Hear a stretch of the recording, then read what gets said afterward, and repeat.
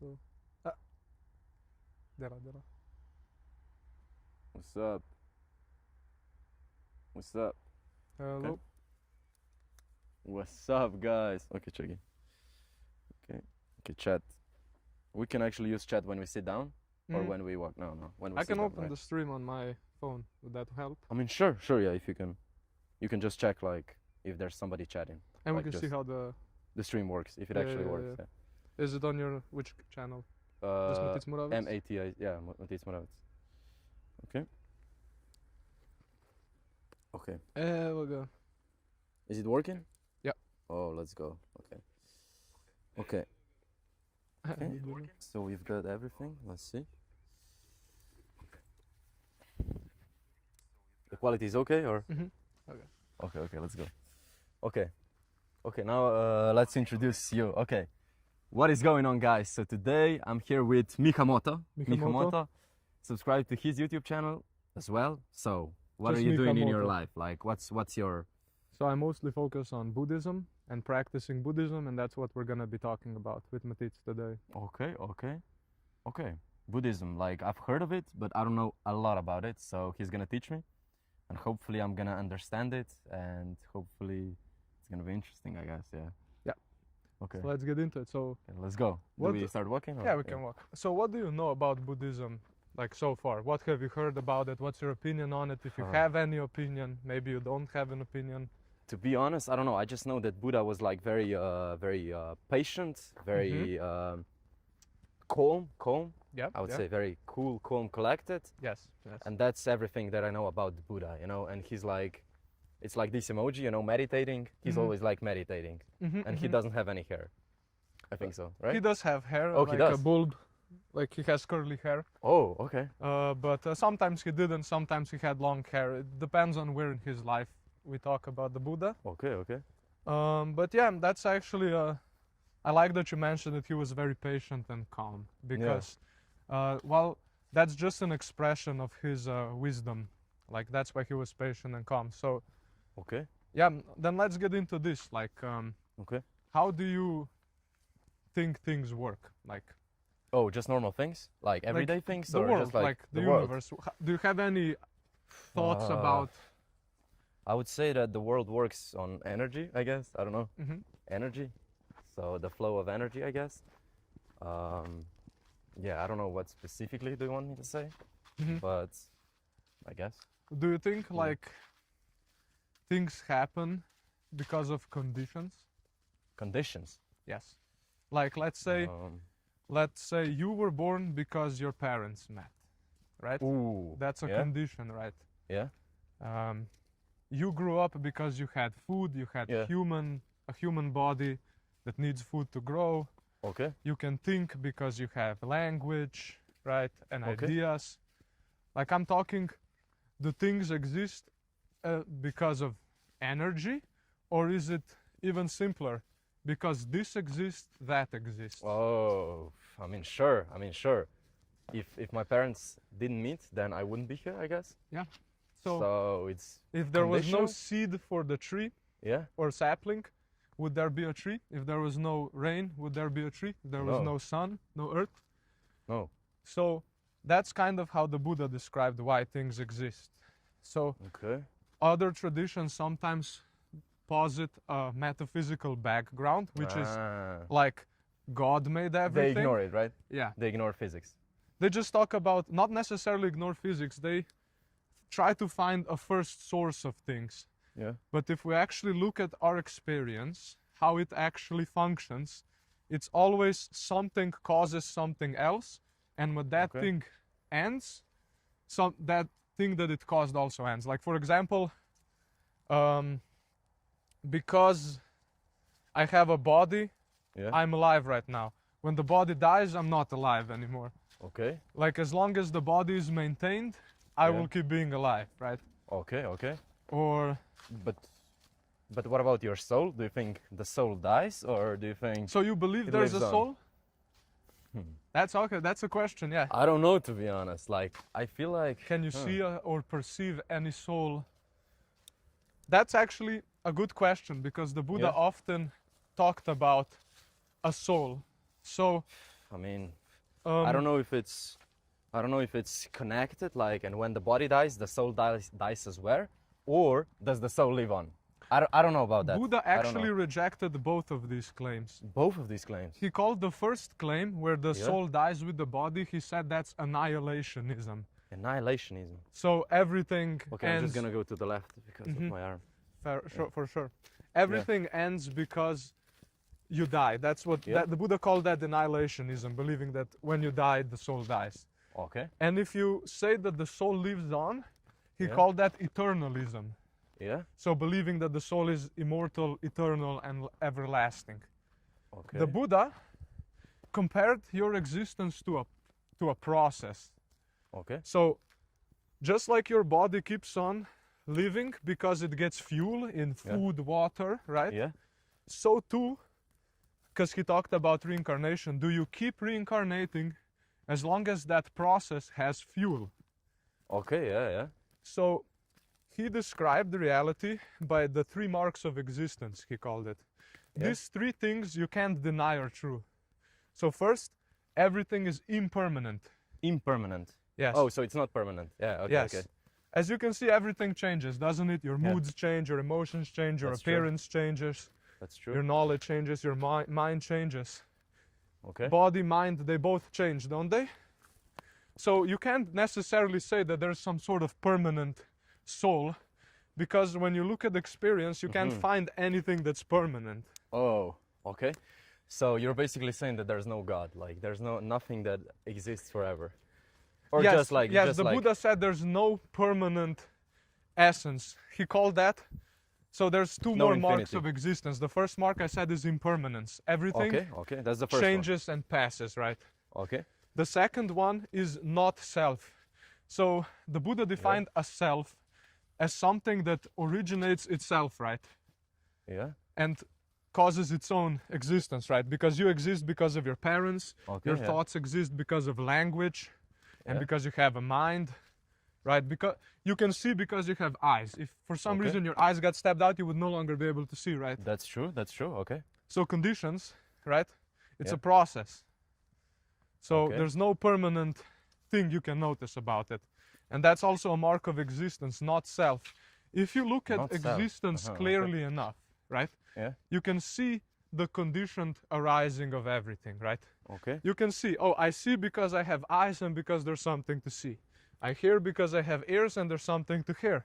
I Okay. think because I have a mind and there's thoughts, Okay. Okay. Okay. right? So everything is conditional in that sense. Yes. Okay. Okay. And that's why it's also impermanent and always changing, right? Okay. But what does it mean? Like not self? I still don't understand. So a quite. self, right? Yeah. A self would mean something that causes itself, right? That Okay. is self-sustaining and permanent. Okay. And the Buddha said nothing Okay. is self-arising, self-sustaining, and permanent. At least that can be found in experience. You have Okay. to posit that. You have to say, oh, because time is infinite, Yeah. you can't prove to yourself necessarily that time is infinite, right? Yeah. But people say, oh, because time is infinite, there must be something infinite that's causing all of this. Ah. When the Buddha said this is arising because of conditions. Okay. But how did then? Okay. You can. No, ask me Tell- question. yeah, If you okay. have questions, just Yeah, I ask. know that there's a third one coming, but yeah. So the universe, how did it actually like start? The Like Buddha how said, did it start? Like I don't get it. yeah, and the It- Buddha said it was there is nothing? no discernible beginning. There's no first cause, because the first cause would have to cause itself. Imagine it yeah, more like a exactly. loop. Okay. Some like things keep causing things. Okay. But it had to start somewhere, right? No. Well, this universe could have started because of something, right? Yeah. But there has to be something before the universe then that started this universe. Yeah. So it just goes But- infinitely back, he said. You can trace conditions back, but you'll never Yeah. find a clear beginning, he said. But that's crazy. Like I And that's why he said it's unsatisfying. That's the third mark of existence, is first that everything is impermanent. okay. Second, that Not self. everything is not self, because, like, let's say, are your thoughts really your thoughts if they are caused by other things outside of yourself? Like, for example, you put your hand in fire, it burns, and you think, oh, I'm not gonna do that anymore. Did you think Okay. that, or did that thought arise because you got burned because of that contact. Oh, yeah, because I got burned, of course. Exactly. So And it's maybe not because a I saw- self thought. Okay. The self is an illusion. There's a feeling of self. Yeah. But yeah, okay. Or maybe I saw somebody else get burned, and Yeah. that's why I didn't do it. Yeah. You know? It never comes just from you, right? Yeah. You have to have senses, and you have to make contact with something. And That's that true, contact that's true. causes the thought or feeling. Mm, And he called, yeah, okay. and we have different thoughts. Like, for example, Yeah. let's say you're bothered by, let's make up something. You're bothered by mosquitoes. And let's say Okay, I'm yeah, not mosquito. bothered by mosquitoes, let's Okay, say. okay, yeah. So when a mosquito comes, like if you were bothered by it, you would have feelings of aversion towards it, right? Like Yeah. you would want it gone. Yeah, that's And true. if I wasn't bothered by it, I wouldn't have those feelings. So same Okay. situation, different reactions. Why is Okay, that? that's true. Why is that? That's what Buddha called karma.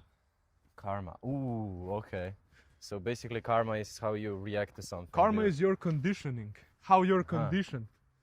Okay, okay. Because aren't your thoughts conditioned? Let's say Yeah. you had a negative experience with a dog as a kid. Okay, okay. So Oh yeah, so you're That- conditioned to now be afraid of dogs. to be afraid of When dogs. someone who didn't wouldn't be afraid of dogs. So it's not your fear. The Yeah. fear itself is arising out of conditions. Okay. And that's Okay, why yeah. it's not self. And if you think of the implications of this, isn't that liberating in a way? Like, Liberating. Oof. So, because you don't take stuff so personally if Oh. it didn't even originate from you. oh, that's true. That's true. You can take your yeah. anger personally if you see clearly the conditions it came from. You can't identify with it then in the same way, right? So okay. Maybe to elaborate on this one. So, for example, you're driving on a highway, and there's a guy coming behind you, and he's like blinking at you, and you're like move away. Then you move away, or I don't know, you cut him off or something, and then he's just like so angry, and he gives you a middle finger or something. You know, he's just angry, and then you get angry, but it's conditional. You can get angry and give him a middle finger back, Yes. or you can just smile. Yeah. That's conditional, right? Yes, but like- notice how you can only do that if you first notice the anger is not your anger. If you're just consumed by it, you don't have the space in between to actually notice that. Yeah. So you're just immediately pulled by it and forced into action. And that's what Yeah. wisdom is. Oh, so you have to basically have a longer reaction time to be more calm, or No, you have to that's- see the yeah. chain of it faster. Okay, so now I'll get more into specifics, right? So, okay. no, if you have any questions, you yeah, can ask or- me first. Like this is also connected to looks maxing, but it's like Yeah. cortisol spikes. You know, Yeah, clavicular always saying cortisol spikes. So, for example, he's angry at you, then you get angry, but if you don't react for like maybe 30 seconds, Anger passes. yeah, the cortisol is gonna lower. Like the cortisol spikes up, then it's gonna lower, and then you can react And better. that's precisely what the know? Buddha taught. He taught, hear me out now. Like before, now we can get into the main part. So we've The third one? sort of established, the third one, suffering. Buddha Ooh. said everything is impermanent, everything is not self, and everything is unsatisfying. Unsatisfying. Like, think about it. I'll Yeah. be more general, but most of the time, right, isn't the anticipation for something greater than the actual return you get from it? Isn't your idea of how good something is going to be that's true. That's more true. exciting than the actual yeah. thing itself? For sure. And because Yeah, it's for sure. impermanent, it passes. So let's say you had the coolest life ever, and now we're here. Does Yeah. that even matter? It's not happening anymore. It passed. All Yeah. it can leave behind is a memory of longing, of desire, and that's uncomfortable. Yeah. Because let's say you remember the good old days. Isn't remembering the good old days an unpleasant experience, actually? Like maybe you're reminiscing, but you're kind of missing something. You want it to be like that again. I mean, if there are good memories or bad memories, if there are good memories, you're like sad because they passed. So Yes. you cannot. So it leaves a trace, doesn't it? Yeah. And But if that's they're so bad- unsatisfying, right? Yeah. Yeah, that's true. That's true. So what I'm saying is the reward from chasing things is not actually as valuable as most the people process. perceive it Oh, okay. to be. Even the process is difficult because it requires effort. That's And true. effort That's requires true. energy, and it makes you tired, and it That's true. takes your attention. And in the end, like a lot of things can go wrong. Like you could get scammed, you could get hurt. The thing itself will pass in the end, and all you'll be left with is a memory. Like it's too fleeting, right? Even if you like want to win a competition, you're only the winner for like a couple minutes, like when they give you the medals, and then it's over. The glory is past. Maybe you have a little bit of even hype left over from it, and that hype is restless, right? Yeah. But what do you think, like, to elaborate on the competition? So I was competing at BJJ. I watched those actually. Oh yeah, okay. Like the first stream, BJJ stream, was my last competition. And I actually won, but then they gave it to another guy because, I don't know, something was fishy or something, whatever. And I was so sad because I was second. I wasn't first because I actually beat this guy. And I only wanted to win because of ego and pride. Yeah. And I don't know if that's bad, but I have a lot of ego, or I just had in this competition. I wanted to win. It doesn't matter how, I just wanted to win. No, that's a good question. Because of ego and pride, and that I could flex that I got the gold medal, and I got silver. And then I was like, I'm not a champ. But yeah, what do you think about ego, pride, and stuff like this? See, if that's connected. The Buddha was actually more specific with these things than people tend to. Because see, most philosophies, religions, or even psychology, they label things as good and bad, right? Okay. This is good, this is bad, right? The Buddha wasn't moralistic in that sense. He wasn't saying pride is bad, ego is bad. He was saying pride causes suffering, ego causes suffering. He was not saying good or bad. He was saying if this, like, did you suffer because you were prideful and egoic in that situation? Can you repeat again? Yeah. Did you suffer because you were prideful in that situation? Was it more unsatisfying because of your pride? Or I don't know. Like, would you have been as disappointed if you weren't? No, I wouldn't be. I wouldn't be disappointed if I didn't have so much ego, I guess. Yeah. See, and that's what the Buddha asks you to take a look at. These connections, right? When ego is present, I suffer more. If I let go of ego, I suffer less. And the mind learns these things and stops doing the things that burn. Same with the fire. But you cannot learn these things if you don't notice them clearly. That's true, but if you truly want to be successful, just let's say martial arts, you know, like I'm not going to be a professional athlete, but just like professional athletes. For example, Conor McGregor, I guess, like he had a lot of ego, confidence, pride, and that's why he became successful. That's true, but so I asked you a question: does Conor McGregor look like a happy person or a conflictive, more stressed out person? It's not about actual outside success. It's about how peaceful and content you are with your day-to-day life. I would say that maybe when he was training, when he was coming up, he was very stressed. He didn't have money. He had to train every day, like everything. But now he has a lot of money, so I think that he's less stressed. He can do whatever he wants. Materially, he's less stressed, but I'm talking about his mind. His mind. Isn't he prone to conflicts with people? Yeah, that's true. So that shows some base level of agitation in his mind. He's not truly peaceful and confident, because if someone was truly peaceful and confident, they would not be so reactive. That only can come from a restless mind, right? If the mind is restless. Okay. And restlessness is not a satisfying feeling to have. Restlessness. I'll give you an example. You know? What's an example of being restless? When restless. That's žučan. Okay. Nemiran. Okay, so yeah, not being calm, but being agitated, restless. Yes, it's an agitated state, right? And stressed, yeah. An example is when there's nothing to do. Yeah, I know you can tell me. Yeah. Oh yeah, traffic too, but there's nothing to do. Let's say you're at home. Okay. And you don't know what to do, but you feel like you should be doing something. Yeah. That's restlessness. Is that an unsatisfying feeling? You just can't seem to relax? That is true. Yeah, you have to do something. You have to read a book or pick up a phone. You can't just be content with nothing. Yeah. While the Buddha, he was just sitting and he was fine. Yeah. So that's the thing. For real? Yeah. That's why I said less is more. Yeah.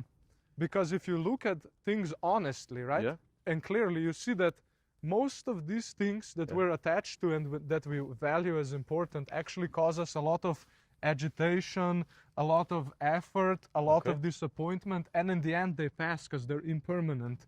And that's true. Why are they not self? What did the Buddha mean? Because how can something you don't have control over and that always changes be regarded as me, mine, or myself? Yeah, I mean, Even your thoughts, you can't say my thoughts, you don't know what you're gonna think next. It comes out of contact. Like, for example, right now, notice it. I said something and then you replied, If I didn't say, you wouldn't reply that. It came because you have ears and I said something. That's true. So that's why it's not self. Like, you can't own it, right?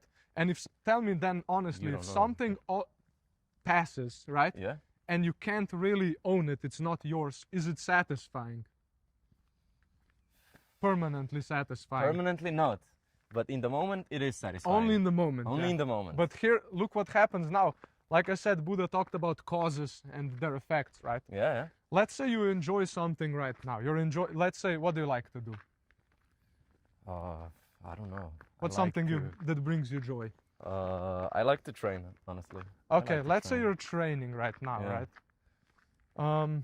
Okay, that's a... Or I don't know, I like to watch movies. Honestly. Okay, movies. I like to watch movies. Yeah. Good.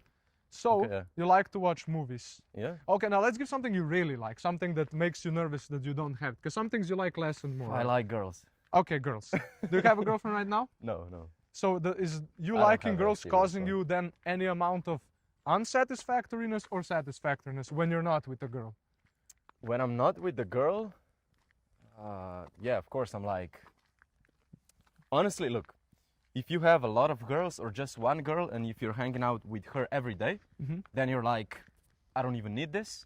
But if like months go by without the girl, then you're like, fuck, I need this, you know? Or something like, I know I can get this because this is like a great feeling if you have a girl. So I don't know if that was... Okay, but you said some very important things that we can talk about here. So. So first, desire itself, is it a pleasant or unpleasant experience? Wanting something and not having it. Yeah, that's unpleasant, yeah, for sure. It's your mind chasing something, right? True. Your mind is not content, it's not satisfied right now, it wants something. It's outward oriented, it's that's chasing. Why it's chasing. That's exactly, and that's not a good feeling. Yeah. Then that's the chase. And then you have the gratification. When you finally get something, it's gratifying. Okay. It's pleasurable, it's pleasant, right? Okay. You enjoy it. Okay. Yeah. And what happens when you enjoy something? You want more of it. Yeah. And it causes more of this unpleasant craving. Oh. And it causes your mind to be more unsatisfied. So the more you want, funnily enough, the more unsatisfied you'll be. Oh. Because desire itself is you not being satisfied with something. Okay. Your current situation. So basically you're saying that you should not want anything like 100%, like chase it, want it so badly. That's what I want to say. Want it so badly. But you should just live your life, be yourself, be confident and attract it, I guess. But see, that's why it's hard. Buddha said, as long as there is desire, there will be unsatisfactoriness.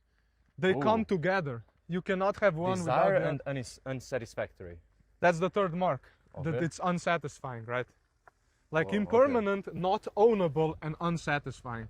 Yeah. So he was trying to say is, if you look at how it works is, we enjoy these things, which causes us to want more of them, which causes us to be unsatisfied, which causes us to chase these things, which causes us to enjoy them some more and want more of them. So it's an infinite cycle of chasing, short gratification, and then restlessness. Yeah.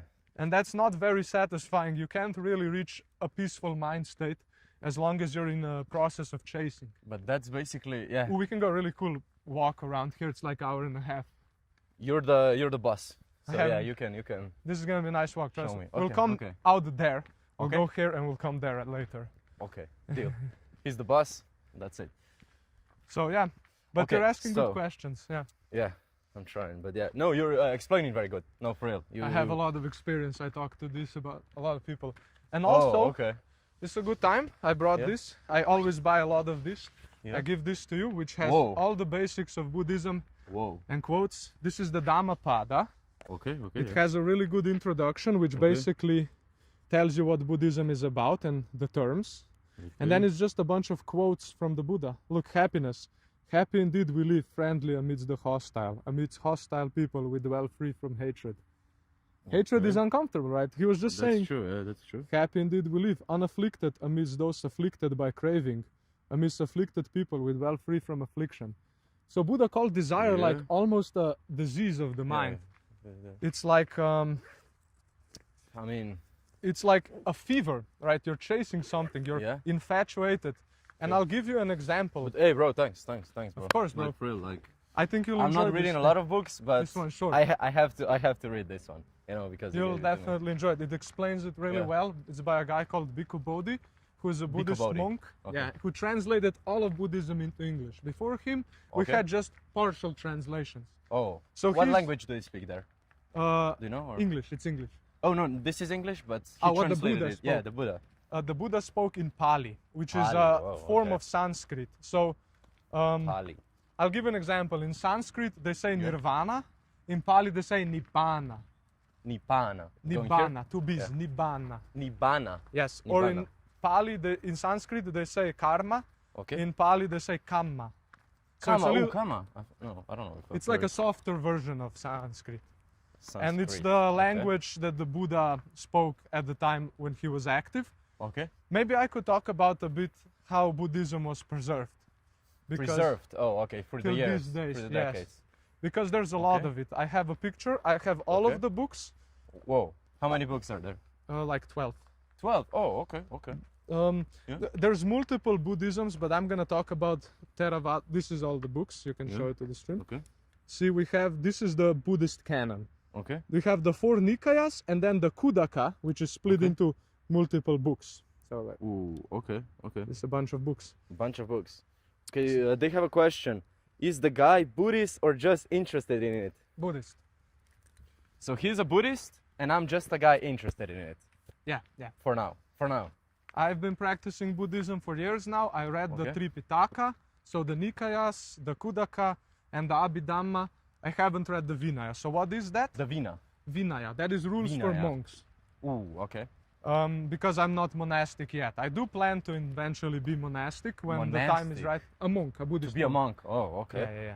So you basically want to go to China or somewhere? Be a monk? There's a monastery in Slovenia actually. A small one, a small forest monastery. They practice the Buddhism I'm practicing because there's different sects. Okay. I'm practicing the one that's most faithful to the original Buddhism. So to what the Buddha actually taught. Because over time, people interpreted the Buddha's teachings in different ways. Yeah. And I personally think the Buddha said it best, so I only listen, I only read what the Buddha said, not what other people said that the Buddha said. Yeah, okay. Not what the other people that were learning from him said. Only no, those from people the Buddha. learning from him were faithful. People hundreds of years later started interpreting it in different ways. After his death. Okay. When he left, I can maybe start by telling a story of the Buddha, how he became the Buddha and how it all unfolded. Okay. So in the beginning, there was a king of a kingdom in Nepal. This was Nepal. Okay. In Nepal, that's where, I don't know if Mount Everest is there, but yeah, it's close. It's very close. Like the a lot Buddha of does mountains. talk about Mount Everest sometimes, so it's close. Yeah. Okay. And that's where he was born. So he was a son of a king who had a small kingdom. And he was born Siddhartha Gautama, the son of the king. Okay. And even as a child, he was pretty smart, gifted, very observant. Okay, and observant, yeah. The king was scared that he might become a recluse, a religious, like a monk in those days. Okay, but the king was his father. Yeah. Okay. And he was afraid that Gautama might wanna go into homelessness and become a recluse, right? Because it was predicted when he was born, he called over a lady to give a prediction for the son. And she was said he will either be a great king or a great sage. Sage? A sage is someone who is wise. Oh, okay. So basically like Aristotle or a king. Yeah. Basically like a philosopher or a king. Kind of, but even more. Basically a very wise person, yeah. A forest dweller who dwells deep in the forest, observes their mind and is wise, right? Ooh, okay. Connected with nature. No? More observing how things work, yes. Okay. So the father was afraid that the son might want to go into homelessness and become a sage. Okay. So he basically built a wall around his castle and made a fake kingdom that is perfect. There's only young people there, no one is sick, no one is old. Okay. And he tried to sort of gaslight his son that the world is perfect and that he'd want to be a king. Oh. He sheltered him for 29 years. For 29 years, yeah. Yes. He wanted him to become a king. Yeah. Okay, yeah. He didn't want him to get dissatisfied and go out searching for the truth. Ooh. He wanted him to be a king, and he tried to sort of keep him locked in the castle. But eventually, when Siddhartha was 29, he had a wife, Yasodhara. Siddhartha, that was his name before. Siddhartha Gautama, yeah. Siddhartha Gautama becomes Buddha then. Yes. Siddhartha Gautama. Buddha means the awakened one who is awake. Oh, one so who sees things his name is clearly. not Buddha. Yeah, it's like in Slovenian, Buddha. Ooh, actually, what? Slovenian might be connected to Sanskrit. I've noticed a lot of similarities over the years. What? That's crazy. But it means he's Buddhan. He's not asleep to how things are actually He's happening. awake, he's observant. He's He's observing, yes. So, yeah, time passes, right? Siddhartha, he has a lavish life. He has a house for every season, like for spring, for the rain season, for summer. He has a wife, he has a child, Rahula. He's got it good, he's got money, he's got good food. He's got everything. Everything you could want at that time. Okay. But then one day Siddhartha gets curious what's behind the walls, right? So he asks his attendant to take him outside of the walls. Okay. So he can like take a look at his kingdom, what he's gonna rule. Okay. So he goes outside and he has the 4 encounters, they say. So first he sees a very old person. He's never seen an old person before. Okay. And only young people living in this perfect world, perfect circle. Yeah, so he's never seen that. So he asked, what is that, right? Okay. And the attendant tells him, oh, that's just an old guy, right? Like everybody gets old and they look like this, weak, old, withered, right? And the Gautama thought to himself, wait, so that's gonna happen to me, my son, my wife, my family, they're all gonna get older, right? Yeah. So that sort of hit him hard, and they kept going, and he saw a sick person lying on the street. He's never seen anyone be sick. So he asked his attendant, what's that? And said, oh, that's a sick person. People get sick and they feel pain, they feel these unpleasant feelings of the body. Okay. And that also he recollected, oh, so I can get sick, my wife can get sick, my child can get sick. Okay. That made him uncomfortable as well. So they kept going, and he saw a dead body lying in a charnel ground. Because in those days, dead bodies were just lying around. Oh. They didn't have burials for everyone. Some people were just, like a homeless person could have just been lying on the floor in those 2,600 years ago. They weren't so advanced, like they were just... Yes. I mean. And the Buddha saw the dead body, and this was his first encounter with a dead person, right? So he asked, what is that? Why is he not moving? What's wrong with him? Yeah. And the attendant said, oh, that person is deceased, right? He died for some reason. He's no longer with us. And that shocked him because he figured out, oh, my son will die, my wife will die. You can switch sides if you want. Oh, sure, yeah. Your hand guitar. My wife will die. My parents will die. And that also traumatized him, right? Okay. So, and they kept on walking, and he saw a guy meditating. Recluse, right? And he asked him, sir, how can you be just so calm and meditating here when all of this messed up stuff is going on, right? He was shook. There's dead people, sick people, old people. How are you so calm? And so he was just on the street meditating just somewhere? Yeah, he was just not on the street, but like next to the town. They went a little further. He saw a guy meditating. He asked him, and the guy told him, I am basically trying to overcome this suffering. Like, I'm trying to find a way to not, no suffer. And that inspired him to try it too, to go into homelessness like that person did. Ooh. And you mean Buddha? I mean, his name was what? Siddhartha Gautama. Siddhartha Gautama. Siddhartha. Yes. Siddhartha. Oh, like the band. music band. They're named after the Buddha. I'm gonna remember it now. Siddhartha. Like the band. Exactly. Yes, like the band. Gautama. Okay. Siddhartha. Yeah. So he basically inspired him, right? He felt a sense of urgency. He said, I don't know when I'm gonna die. I haven't figured stuff out yet. I need to go and figure out for myself how to end this massive suffering. Yeah. So, in the middle of the night, he packed basic stuff and just went. He didn't say goodbye to his wife and child because he knew if he saw them one more time, he would not go.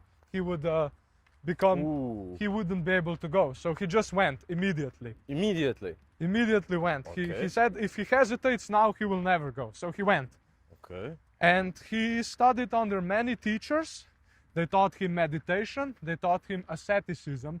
Asceticism is basically ascet. Have you ever heard the term ascet in Slovenian? Ascet? No. It's like a person who purposefully denies themselves food, or Ooh. pleasure. Okay. Someone who tries to live with as little as possible. Basically like a monk? Yeah, No? but to the extreme. Asceticism is to the extreme. To the extreme. Like okay. at one point, the Buddha ate so little you could feel his spine through his stomach. That's how emaciated he was, right?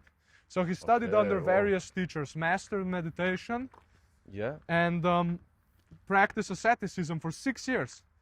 And without seeing his family. Without seeing his family. What? He just disappeared. Yeah, there's a story of him coming back later as the Buddha, and it was actually pretty wholesome, and he reconciled later with this. But at the time, he was faced with a problem he needed to solve right now, so he just left. Okay. He was so shook by the things he saw because he was coddled. Okay, and for how many days he didn't he eat because he was like very thin, you know? He ate like 1 grain of rice a day at one point. Bro. He was so locked into meditation, he was using so little calories. And the grain of rice, people brought him food every now and then, and he just ate what they brought him. He didn't go out looking for food. What? But he realized, I've been doing this for 6 years, but I'm still suffering. I didn't actually do anything. I made no progress. Yeah. So he went into town with a bowl and begged for some food and fed himself.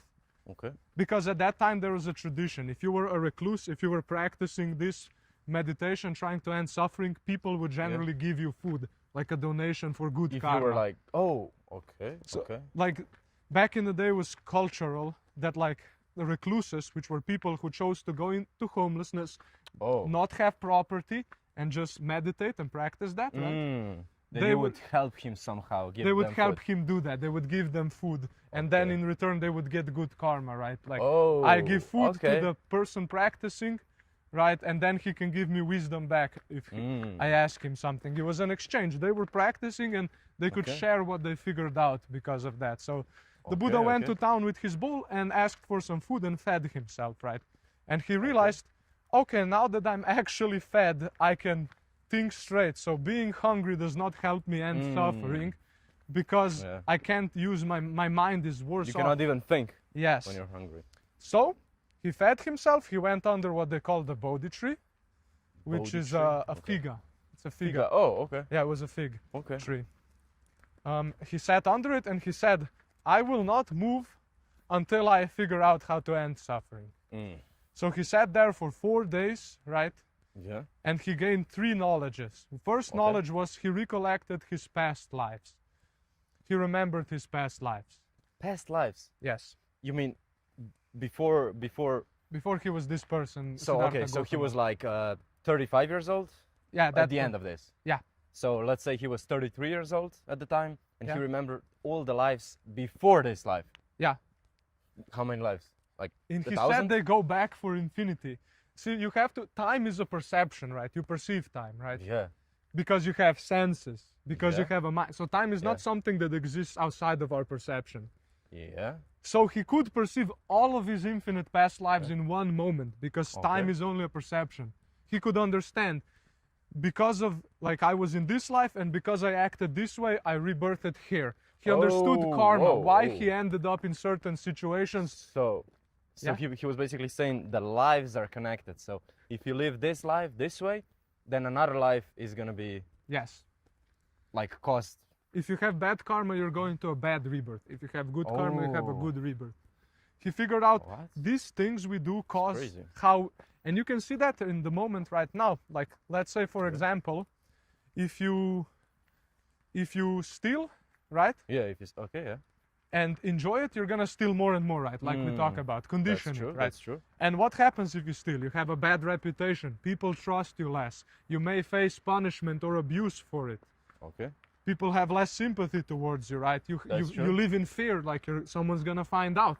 Yeah. Isn't that a bad destination right now because of a bad action? Yes, that's true. Don't every time for another life. Or even for this life. Even for this life. Even for this life. And the pattern just continues. That's what he said. Like, you can even notice in this life how bad immoral things lead to suffering for you. And that just scales up into multiple lives. Like, if you do, because it's your mental tendency, right? Yeah. You have a tendency to prefer, like, let's say if you live in a world and you perceive everyone as the enemy, like, I want to be on top, everyone else is in my way. Okay. That's a conflictive mind state, right? Yeah. And let's step back a little and see that isn't your experience purely mental? Isn't sight a mental thing? Actually, yeah. It's all mental, right? The world Actually, it itself, you're just perceiving it. Like you don't know if matter actually exists. All you know of matter is a perception. You perceive sight, smell, touch, but that's all mental. You can't prove matter. Even if we research what we see, all the proof is gonna be mental.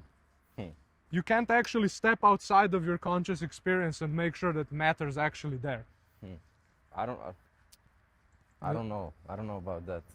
But we can see that this all around us is like, we can touch it, right? Yeah, but that's So a mental experience. A touch. mental. Like if you close your eyes, it's touch, not just another sensation. Yeah. I mean, it happens in your brain, I guess. Yeah. Yeah. You can't know if it's actually there. It's all mental.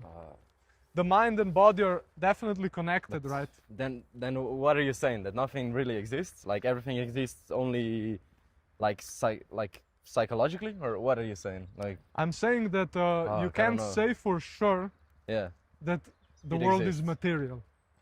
Then what is it if it's not material? What is it? Well, you know, when you have a dream, does that world you dream exist anywhere? Or is it just a perception? It doesn't, but it feels real. When you're in the dream, it feels real. You have a body. It feels like a real world. I'm saying true. it's something like that. Okay. It's a perception, right? That's why reincarnation can happen, because it's like going into another dream. Oh. Your mind, who makes the dreams? Like, let's say if you have, when you have a nightmare, isn't it usually linked to some mental state you've had in your waking life? Like fear? Probably, yeah. Like I guess, your mental probably state conditions the world, doesn't connects. it? Like if you're angry, don't you see the world in a different way? Yeah, that's for sure. Now, if you apply that and say this might not be the only world. Yeah. Buddha talked about higher realms and lower realms, like hell realms and higher realms. He didn't say any of them were better. He said they're all suffering, higher and lower. Okay. Just your intention, and that's what karma is, your intentions. Yeah. That's what leads you to your next birth. Because, like, let's say you accidentally step on a bug, right?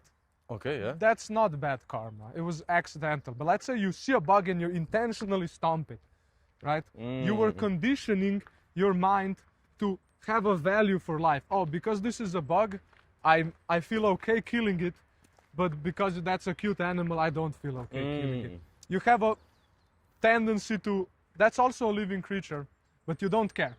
Yeah. For bugs, most people don't care, right? That's true. Compared to dogs, for example. For Every dog is example, like, right. they're cute, right?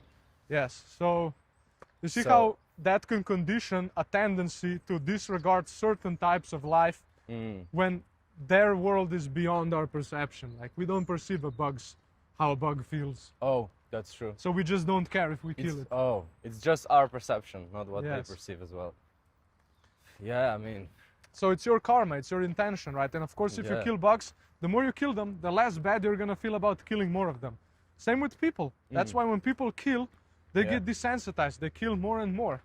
Oh. And, you know, they start to not care as much. Isn't that karma? That's true. Your conditions change. Like, for example, if I even accidentally ran someone over, I would feel really bad. Yeah. If a murderer ran someone over, they wouldn't even care.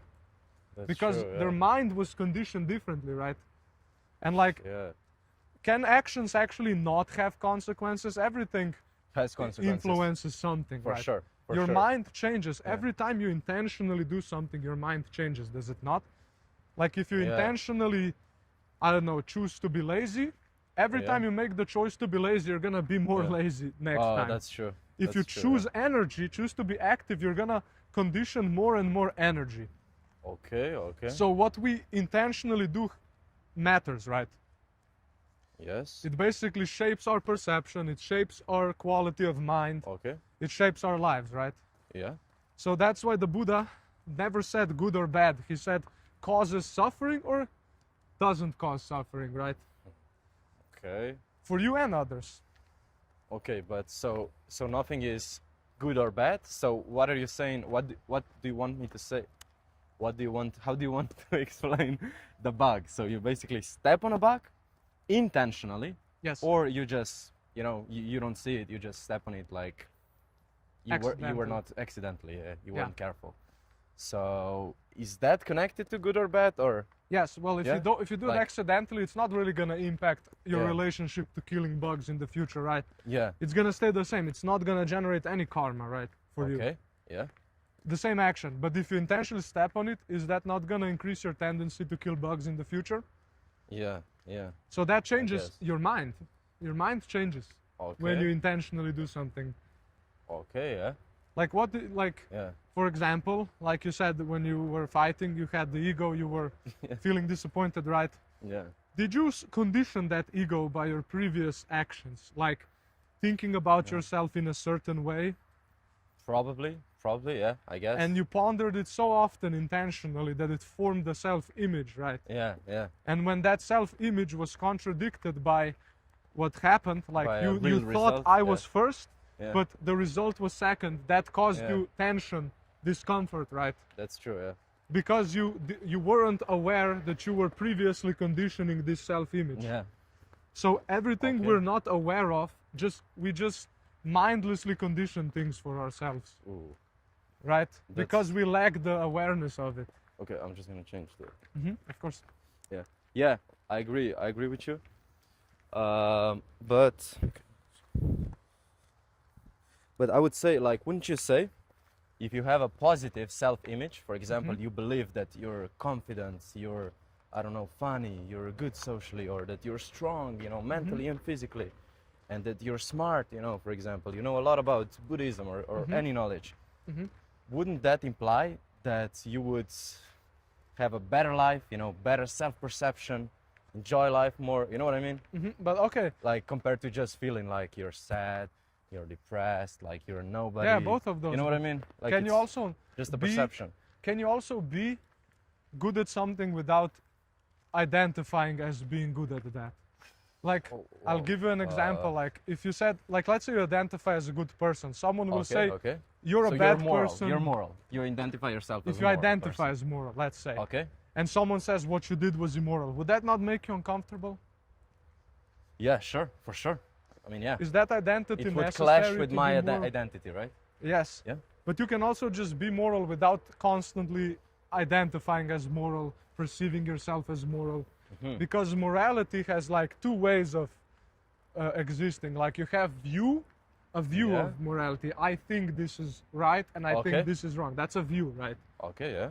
But then you also have seeing clearly. Like, I see that if I do this, I or them are gonna suffer. That's why I don't do it. Not because I identify as moral, but because I understand the consequences of these actions. Okay, but let's say that you're very emotionally smart, let's say, and you understand all the people, all the relationships between them. You understand why this person is doing that, why this person is doing that, how everything is connected. Okay, you understand everything, and that's why you don't do something. For example, I don't know, you don't do something bad because you know it's bad. Okay, that's first thing. The second thing, the second person is not so smart. Yeah. With relationships, with how is this called? I don't know, interpersonal relationships. Yeah. I don't know. This is like, okay. So he's not as smart, and he does this thing that you didn't do because you knew it was bad. Yes. But he doesn't know it was bad. Yeah. So, but he still does it. Yeah. No, he still does it, and you do it. Yeah, that's a better example. That's like the bug, example of a bug. Yeah. So, you knew this was bad, and you did it. Yeah. He didn't know this was bad, and he did it. Yeah. For example, let's say. That's a good question. I don't know what's an example. For example, I don't know what would be a good example. So, like, you do when you know it's bad, but you do it intentionally on purpose or accidentally? Two examples. The first person, he's fucking stupid.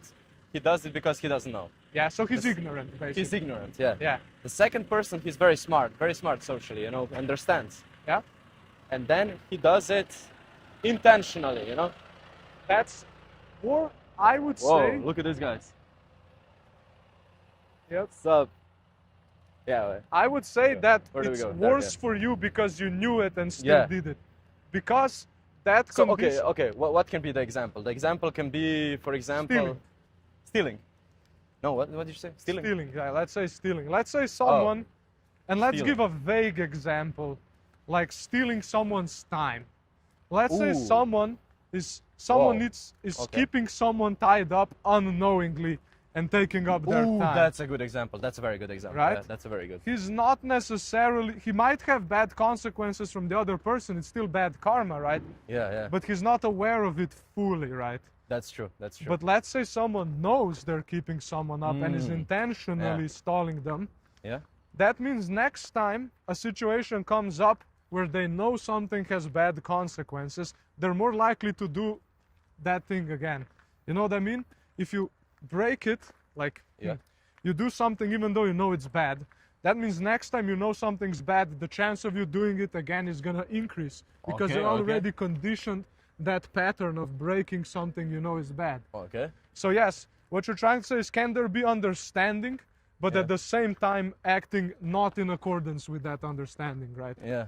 And yes, and that I think is even worse karma. So then, what would that imply? If you're stupid, if you don't understand anything, I think that life is simpler.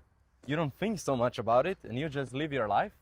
Like, you don't know if that's okay or not, but you just live your life. But that leaves you defenseless also. Okay, that's true. But if you know everything, then you constantly, like, you're aware of everything, and you do this intentionally, and then you don't do this intentionally, so you always have to be careful, do this, then that, and it's like it requires energy and effort. Yeah, energy, mental energy.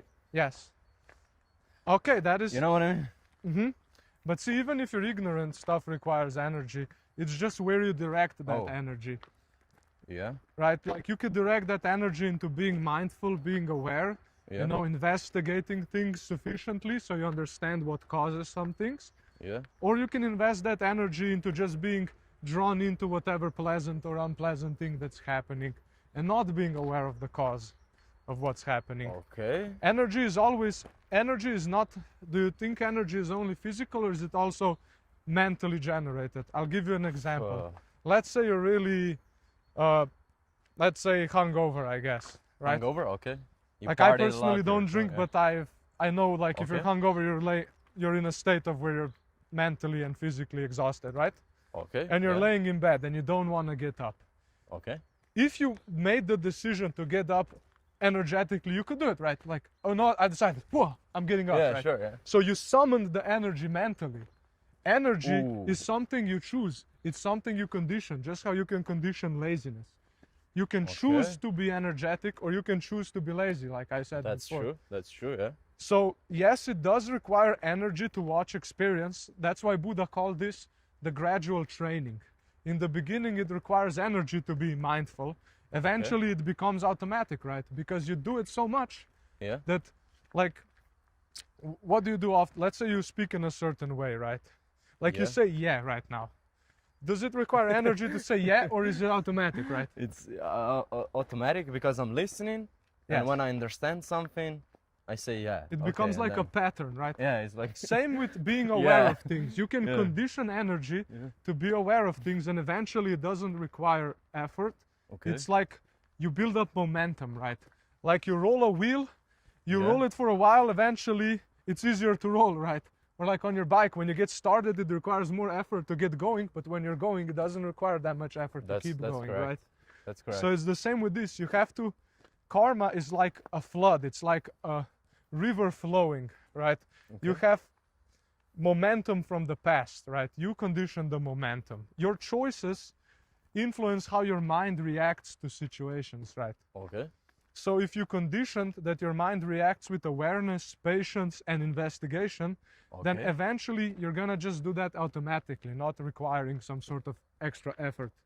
Okay. Okay, so you basically program your mind to you be like that? You retrain it, yeah, you train it. You train it, okay. Buddhism is about training the mind. Okay, okay.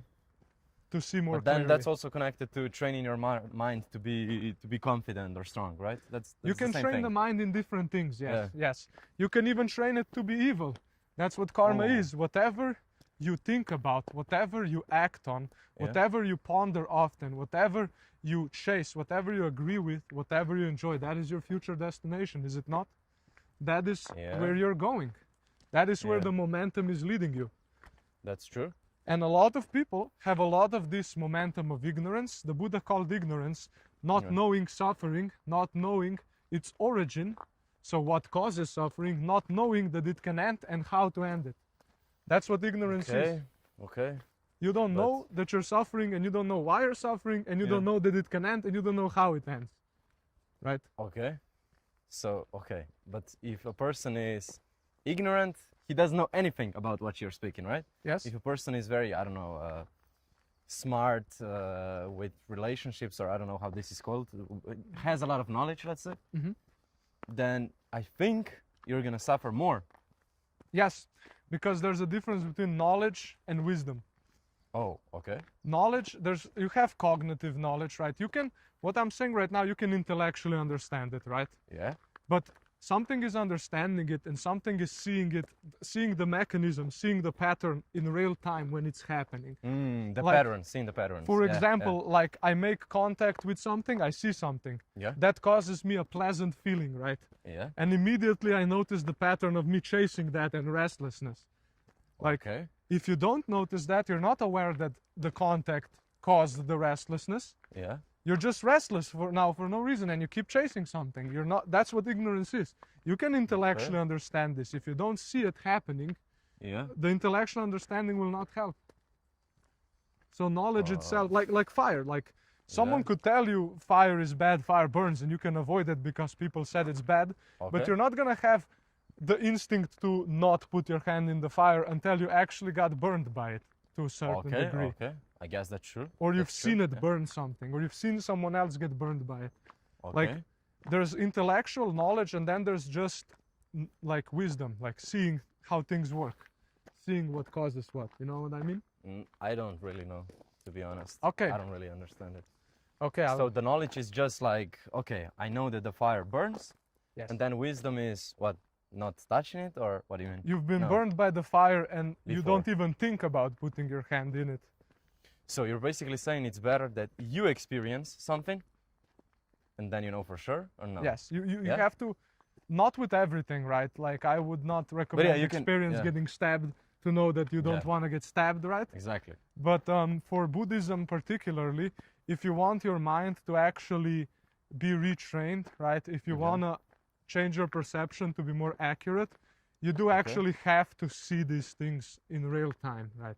Okay. So when you're suffering, right, you have to know this is suffering, right? Yeah.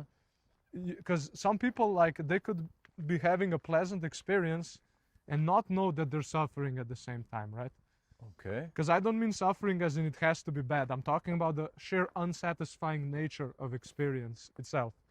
Like I said in the beginning when we were walking through the forest, like, life itself for a lot of people is just kind of, just existing itself can be a little stressful. You're constantly, things are constantly moving. You constantly have to maintain food, health, sleep, job, money, you have to go to the job to get the money, workout. And then you have to pay It's a lot of maintenance, right? Yeah. That's stressful to a certain degree, right? It's that's not, true. Even if you get really good at it, right? When you get old, your body will get weak. Like, no matter how built you get, you're not going to be built forever. Or like, no matter how beautiful you look, Max, you're going to get old and ugly. And if you're in any way identified as being good looking or attached to that, you will suffer for it because it's impermanent. That's true. And because it's not self. So if you see the looks as self, these are my looks, right? Yeah. And if you think that, if you're not aware of the impermanence, you can know mentally, I'm gonna get old one day. But if your perception isn't trained, like you're not watching people age, you're not seeing how things decay in real time, your perception is not accurate. You may know mentally, I'm gonna be old, but you may still perceive your good looks, at least in the moment, as something stable, something that can be relied on, something that can be owned as my good looks, right? Okay, I have two questions. The first one is, what if you just enjoy your life while being good looking for 10 years? You maximize your life. You know, you get so much money, so many girls, or just enjoy your life, you know, with friends. It doesn't matter. Like, I'm just giving examples. Because you have good looks, you're healthy, you can do more sports, for example. Maximize 10 years, and then it doesn't matter what you do for another 50 years because you maximize those 10 years. That's the first question. And then the second one is, I don't know if you explained the difference between knowledge and wisdom. I don't think that I understand it. You can I can explain it in a more simpler way. Okay. To the first question, yes, you can try to do that, but in reality, right, like those 10 years of maximizing are gonna leave a lot of conditioned patterns that are not just gonna disappear after 10 years. Like when you're gonna, if you don't value your looks to a certain degree, you're not actually gonna put in the effort to improve them, right? That's true. Yeah. And if you spend 10 years valuing your looks and improving them, after those 10 years, not just magically gonna be able to drop that value and be like, now I'm okay with being old and ugly. Like it's gonna leave a residue, it's gonna leave momentum. Your mind is gonna be unsatisfied with that. It's gonna leave like a hole. Because it's impermanent, right? It passed. Because you can't own it, it's not self, therefore it's not satisfying. You're not ultimately satisfied for more than those 10 years. It's over, it's gone. But yeah, you think that it's better to live 70, 80 years of your life at a normal rate, or to just have those 10 years of crazy life, you know what I mean? And then everything else, it doesn't matter. Well, look what happened to the Buddha. He lived till 29, living the craziest life. That's true. But then when he was faced with the reality of that things will pass, which he was not perceiving beforehand, he felt great suffering, and it drove him to figure out how to end it. And it took even the Buddha 6+ years to realize that. And he dedicated his life to it at the time. So I mean, you can understand what ignorance is, but still behave in an ignorant way because you have not seen the danger in things, right? So the Buddha said there's three like things you can notice about every pleasant experience, right? Okay. So the first one is obviously the gratification. Like it's gratifying. It feels pleasant. You know, you like it. It's pleasant, right? Okay. A certain amount of pleasant feeling, right? Yeah. The second one is the danger. Most people don't see this. They don't see the anticipation before the experience as being unpleasant, right? When you anticipate it. Okay. Does that make sense? Like we talked about before, when wanting you're something anticipating something, and they don't see that when it passes, you're often a little disappointed after. Yeah, okay, that's true. And they don't see that enjoying that causes more of that desire that is unpleasant. Later on, yeah, that's true. Imagine it like, you know what leprosy is? Goba was. Oh, you mean like... With the rashes, the disease. Oh, the rashes? Oh, it's like a disease? I'll just use the example of a rash. You have a rash, right? Okay, yeah. And it itches, right? And scratching it is relieving. But then after it just itches more. That's true. That's how true, desire works. Like desire is the rash, and scratching it feels nice. You enjoy. Desire itself told you doing this, you like it.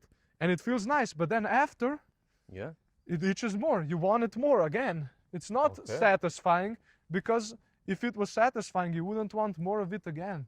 You're not satisfied with it. It was you were just gratified with it. You weren't satisfied. Okay, just gratification means like you were actually enjoying this in the moment. Yes, but like after it's gone, now you want more of it, right? That's true. That means you weren't satisfied. Okay, but then, what's your solution? So you think that you should have no desires? Okay, that's the good question. What's the solution? Exactly. Yeah. So the Buddha is like a doctor. He diagnoses the disease, suffering. Yeah. He gives it a cause, which is clinging. Clinging. Oh, clinging to something. Yes. So being attached to something. Attached to something, Identifying with something. Because why do you do things that you like? Because you see value in it, right? Yeah. You think this is valuable? Yeah. That's why I do this. Now imagine if you saw clearly that what you like is causing you suffering. Would you still be inclined to see that as completely innocent? I wouldn't see it as innocent, but I would still do this, because what's the alternative? Yes, the alternative is what the Buddha taught. And the alternative is just not being attached to anything, just living your life without attachments, or? Yes, in a way, but Yeah. it's a little more precise Okay. than that. So basically, the Buddha noticed this one rule: whatever arises due to conditions ceases, right? Okay. Like, I'll give you the example of a flame. A flame, as long as it has fuel, it appears as a flame, right? Okay. When yeah. it runs out of fuel, it ends, right? Okay. Yeah. Also, every experience you've had, right? Let's say you go to a party, right? Like, Okay. Yeah. the conditions were you have desire to go to a party Yeah. from previous parties. There's a party Yeah. happening. There's time Yeah. where the party happens. There's friends that get together, whatever, right? Yeah. And then the party passes, right? And then Yeah. there's no more party eventually. When the conditions for the party, the day, the time, the event itself, your intention to be there ends, It's the gone. party is gone. It's gone. the same with everything. You're born, you age, you wither, you die. A You're flower grows due to conditions Yeah. and eventually dies. Everything Yeah. that arises eventually comes to an end, right? That's true. Unless it's maintained. A fire, if you keep adding fuel, it's gonna keep burning, right? Okay. That's true. Yeah. So, the Buddha figured out this law. Basically, you can imagine Buddhism like this, right? Science Yeah. also observes causes and conditions, but only externly. And it says Yeah. your personal experience is fully subjective, right? Okay. That's true. That's true. That's what That's science says. subjective. No, but But- that's true.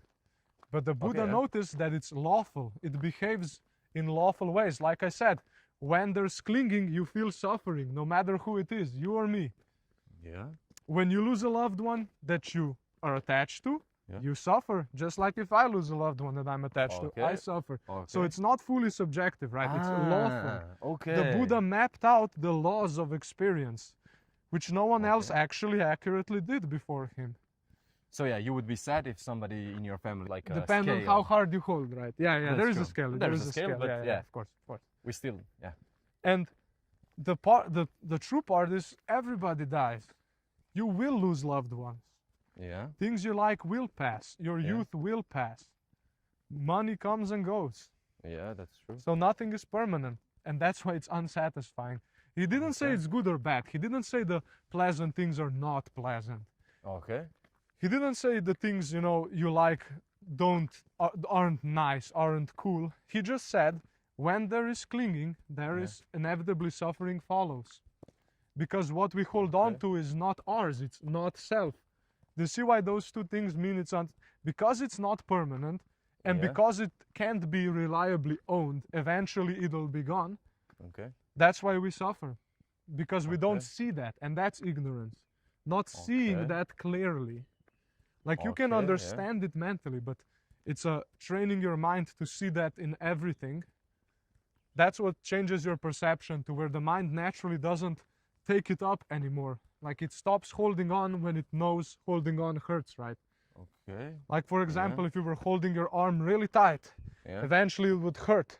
And To, when you let to a rope, for example, yeah. to a rope, yes. And when you Yeah. let go, you feel relief, Yeah. right? So when the mind learns this, you don't have to try to let go because there's no self. You can't Yeah. try to let go. If I told you right now, let go, you can't just, oh yeah, now I'll let go, right? Yeah. You would like what? You probably like you had a first girlfriend and you broke up and you were sad, right? Yeah. But are you sad sure. about that now still? No. Because you let go, right? Yeah, yeah. That's But true. could you have let go before you noticed that holding on was painful?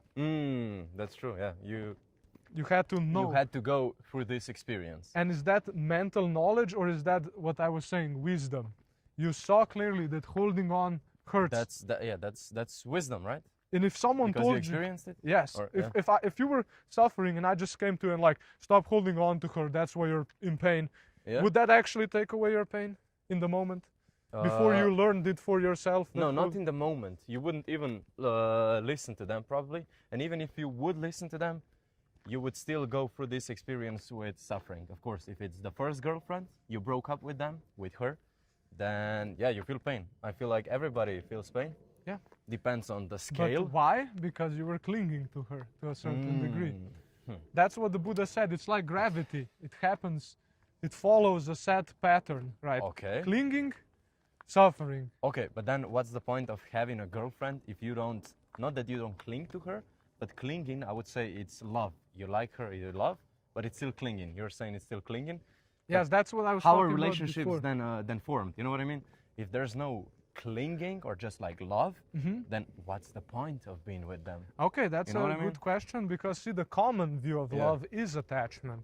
Like Yeah. you own the person, right? They're yours, right? Yeah, I mean, In a certain way, of right? course you don't want your girlfriend to be with the other guy, of course, Yeah, right? yeah, of course. But So that yeah, can, you like, that could also You're that could possessive. come from attachment, or it can come from wisdom. The girlfriend knows, oh, going with the other guy would cause suffering for him and for me. yeah, Like that's the difference between ignorance and wisdom, right? The modern view of love is attachment, right? okay, That's okay. conditioned love, because attachment is conditioned. The person, I find them pleasant, I find them good Yeah. looking, I like them. That's all conditioned, right? Okay, yeah, Then you have unconditioned love and care. You Yeah. understand that person is mortal, they will die. yeah, You understand that person can get sick. yeah. You understand I cannot reliably own or control that person. That's true, yeah. You understand one day, sometimes you might be apart, you might miss them. Yeah, Basically, if you understand that yeah. deeply, would that still cause you suffering, or would you eventually loosen up your grip and stop holding on so hard? While still, love itself doesn't require holding on. Okay. Love is just love. You can care for someone, you can wish them happiness, you can wish them well without mentally owning them, right? I don't know. Like, I wouldn't wish for my girl to be with another guy. Yes. And I'm saying that because, And me yeah, neither. that's attachment. That's attachment, right? That's Yes. attachment. Like I'm still So- attached. I haven't achieved nirvana yet. Yeah.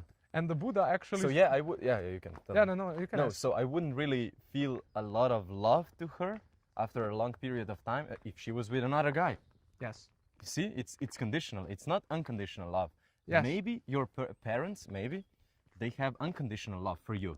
Now And they, for me, they maybe. probably have. Most parents, I'd say, have a conditional love. Conditional. Oh, you Like think so? if you did something they didn't like, they would get Oh, mad I'm at just you, gonna right? change.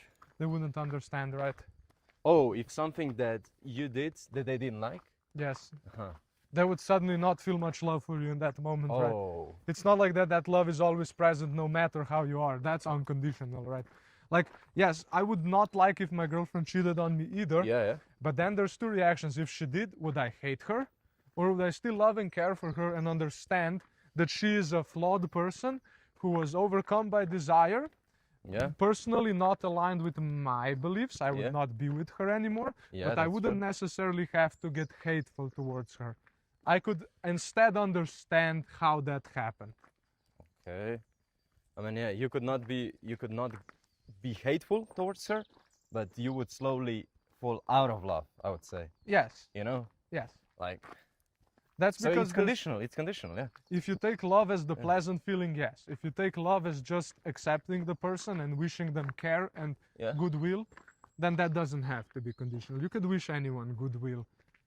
Okay, yeah, that's true. That's But it's true. hard. Okay. Unconditional love doesn't happen often. It's Yeah. most of love is conditional, right? That's Yeah, why that's most true. couples suffer a lot. The divorce rates are high. People Yeah. argue all the time. People Yeah. constantly have certain sufferings in their relationships due to love being conditional, right? Okay. They don't agree with each other. They But- want each other to be a certain way. Yeah. Okay. But how would you fix it? You know, for example, if the love would be unconditional from both of them, that means that they could do whatever they want. A guy could go be with whoever he wanted to, like other girls, for example. That's just this example. And she could go and be with other guys. You know what I mean? And they would still be unconditional love. Like, see what I mean? Yes, but I don't know then if that's possible. you know? that's see, the thing is, a person who would unconditionally love isn't also generally a person who would do something immoral, right? A relationship is an agreement. It doesn't only have to be between attachments. It's like you respect each other. You respect, yeah, that's Like true. if you unconditionally love someone, you can understand that you can't hold them forever, but you Yeah. can also respect that they would be sad if you did that, right? And out Yeah. of that understanding, you don't do it, right? Okay, yeah, that's true. So it doesn't require attachment. It requires understanding the other person, right? Okay, yeah. Uh, Understanding and respect in the other person. Yes, yes, because unconditional love still comes with care, respect, you know, Yeah. for the other person's feelings. Yeah. So it just depends on how you and your partner agree on these things, right? I guess what I'm saying is one is guided by attachment and Okay. and the other is guided by wisdom. One is guided by possessing someone. The true. other is guided by understanding your relationship. See, a relationship is also conditioned. You had to meet the person. They had to give you a pleasant feeling. Yeah. You had to form a connection. You have to have like certain shared history together. Yeah. Okay. So the connection, the relationship doesn't Yeah. stop existing whether you hold on to someone or whether you unconditionally love them. The only thing is the pressure, right? Okay. The pressure of the relationship. Like when inevitably something happens to them, Yeah. right? If you really understood that something could have always happened to them, you may feel sadness in the moment, but that's because that sadness arises out of the contact. It doesn't linger in the same way. Like Yeah. if I kicked you, you would feel pain, right? That's true. Yeah. That doesn't mean you necessarily cling to not feeling pain if you feel pain in the moment because something unpleasant happened, right? Okay. So yeah. the thing is, you can not cling and pleasant and unpleasant things still happen, and you can recognize this is pleasant, this is unpleasant, without holding on to it, right? Okay. Yeah. Like for sure. example, you Yeah. don't care about what's something like. Do you watch anime? Anime. Just one anime. Guess which anime I watched. I watched For everything. sure, Attack on Titan. Yeah. What? Yeah, How did you know? everyone watches that one. How did you first. know? A lucky What? guess. Lucky guess. What? Everybody watches this. Okay. I feel like What? that's. You were so If confident. people What watch the one fuck? anime, it's very often Attack on Titan. For real? Yes. Which one's your favorite? Attack on Titan. My Anime. favorite anime is One Piece. One Piece. Ooh. Oh, the same as I Show Speed. Yes. That one's good. Why is it? Because it's So good. very like inspiring and wholesome. I like the main character. I think the story is very well written. I like the crew. I like the backstories. They're really emotional. Okay. I feel like Oda is a really good writer. Oda. Oda is the writer. Oda Sensei, yes. Oda Sensei. Whoa. But doesn't it have like 1,000 episodes or something? Yes, 1155 at the moment. 1,155. Whoa. 1155. Yes. Oh. Is that something spiritual as well? 1155? No, Buddha called things like this. He called them metaphysical speculation. Ooh. He only concerned himself with what can directly be seen. So, but like, let's say Attack on Titan. If someone said Attack on Titan sucks, would you actually be mad about it? Honestly, I would laugh at them or just like laugh with myself because I was so confident that I knew that Attack on Titan is so good. Yes. Like, I'm so confident that it's a very good But also series, because you anime. don't cling to Attack on Titan much, I assume. Oh, maybe. If you never saw it again, would you feel sad about that? Probably not, but I still like it. I like it a lot, you know? Yeah, I so like the main character. I'm trying to say as well, you can like something and recognize it's pleasant, but but not not hold be on to it. attached. Yes. So like someone who's not So- attached still experiences pleasure and pain. Okay. It's not like they're numb, right? Yeah. Non-attachment is not numbness. Yeah. You're still sensitive to things. Yeah. Like you still experience everything normally. It's just your mental attitude towards it, right? But you can still feel the same, but react differently. So for Yes. example, your favorite one is One Piece and you like it a lot, for example. I don't know, do you like it a Yes, lot yes, or yes. just a little bit? I like a it lot. a lot. It's pretty good. Yeah. Okay, so you like it a lot. I'm gonna say One Piece sucks. Yeah. So you can still feel anger and pain and suffering, but you can still choose to react like you did right now. You're just like, okay, like whatever. No, you can't actually. See, know? the thing is, anger and pain and suffering, they come Yeah. from attachment as a source, right? Yeah. If you don't feel attachment, they will not arise. But okay. That's the things you Okay, have but to did you know. feel attachment to One Piece? No, not No? necessarily. Yeah, Okay, because okay. I kind of just, I think it's good. I like it a lot, but I kind of just casually enjoy it. Like, I don't hold. If like One Piece, if I can stop watching it now, I wouldn't Yeah. be like bothered by it. Like, Okay. because I Ooh. practice Buddhism like every day, so my whole Okay. goal is to be as least entangled. Okay.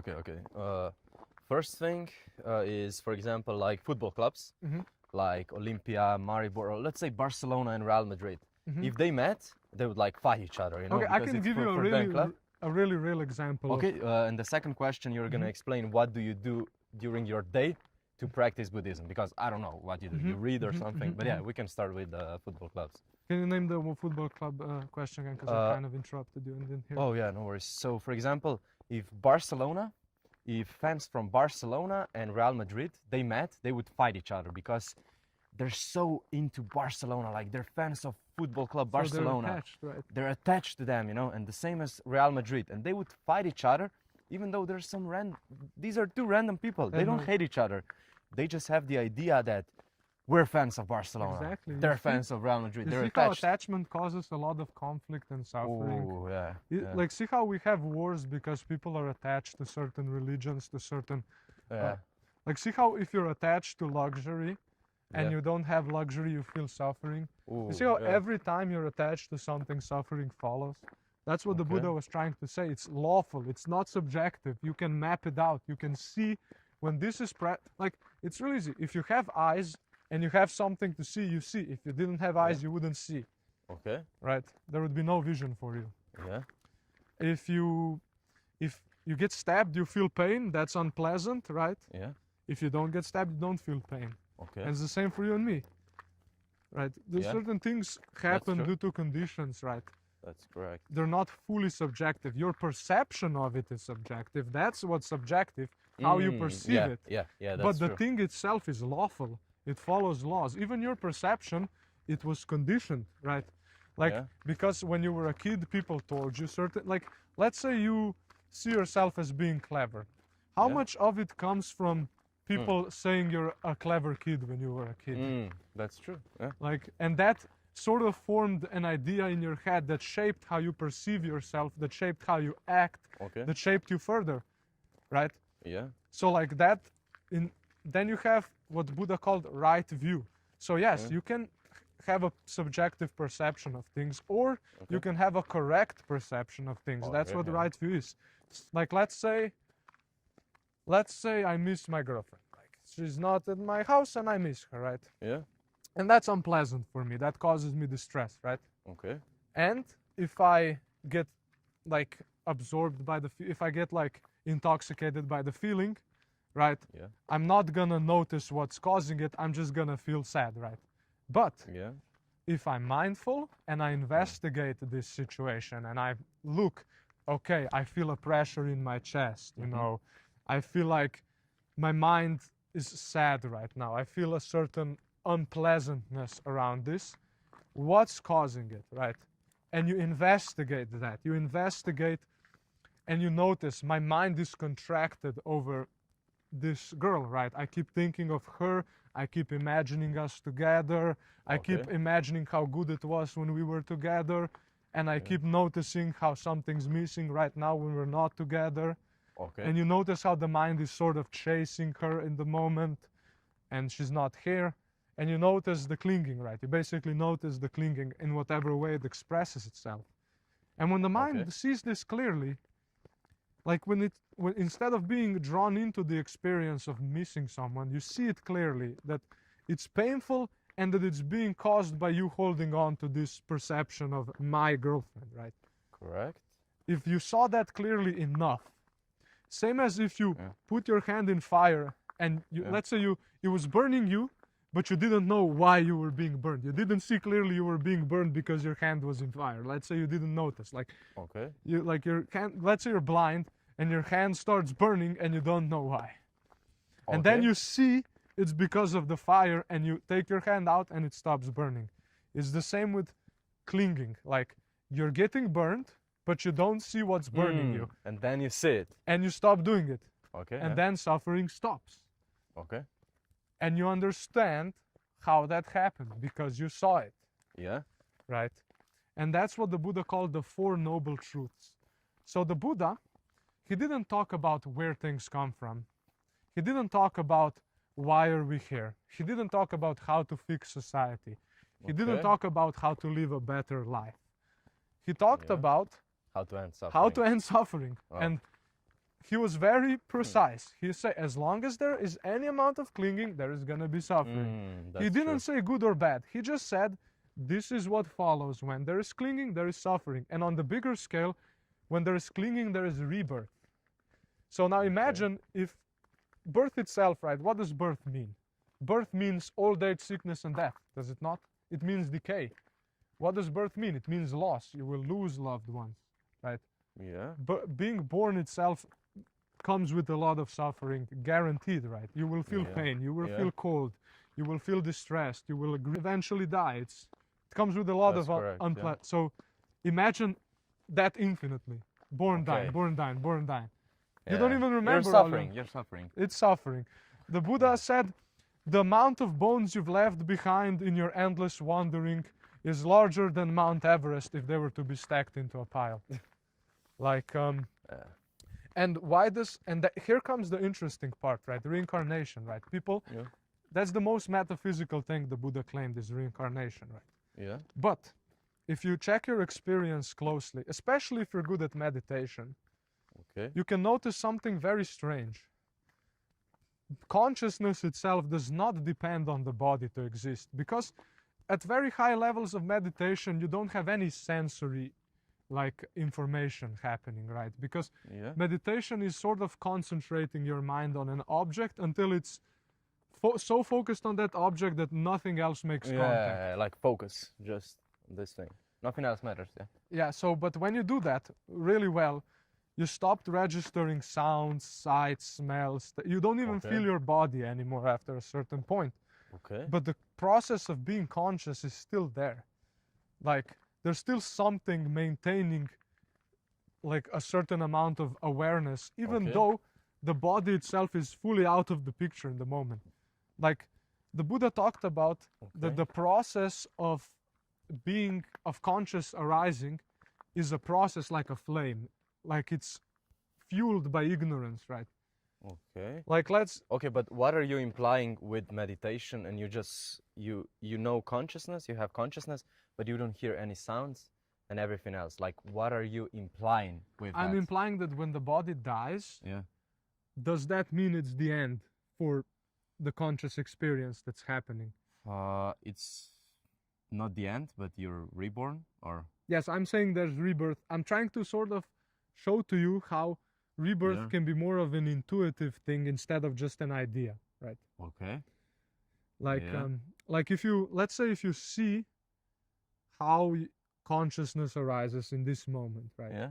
Like, I'll give an example. Look, before you look at that tree, look, when you have your attention moves, right?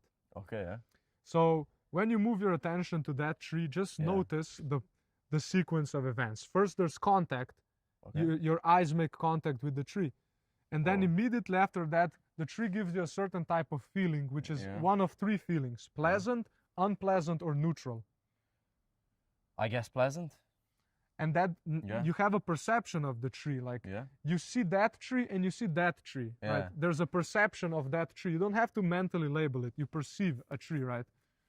So the tree, you make contact with it with your eyes. It gives you a feeling. And you have a perception of it, right? That perception is conditioned. If you never learned what a tree is, you wouldn't see a tree there, would you? That's true.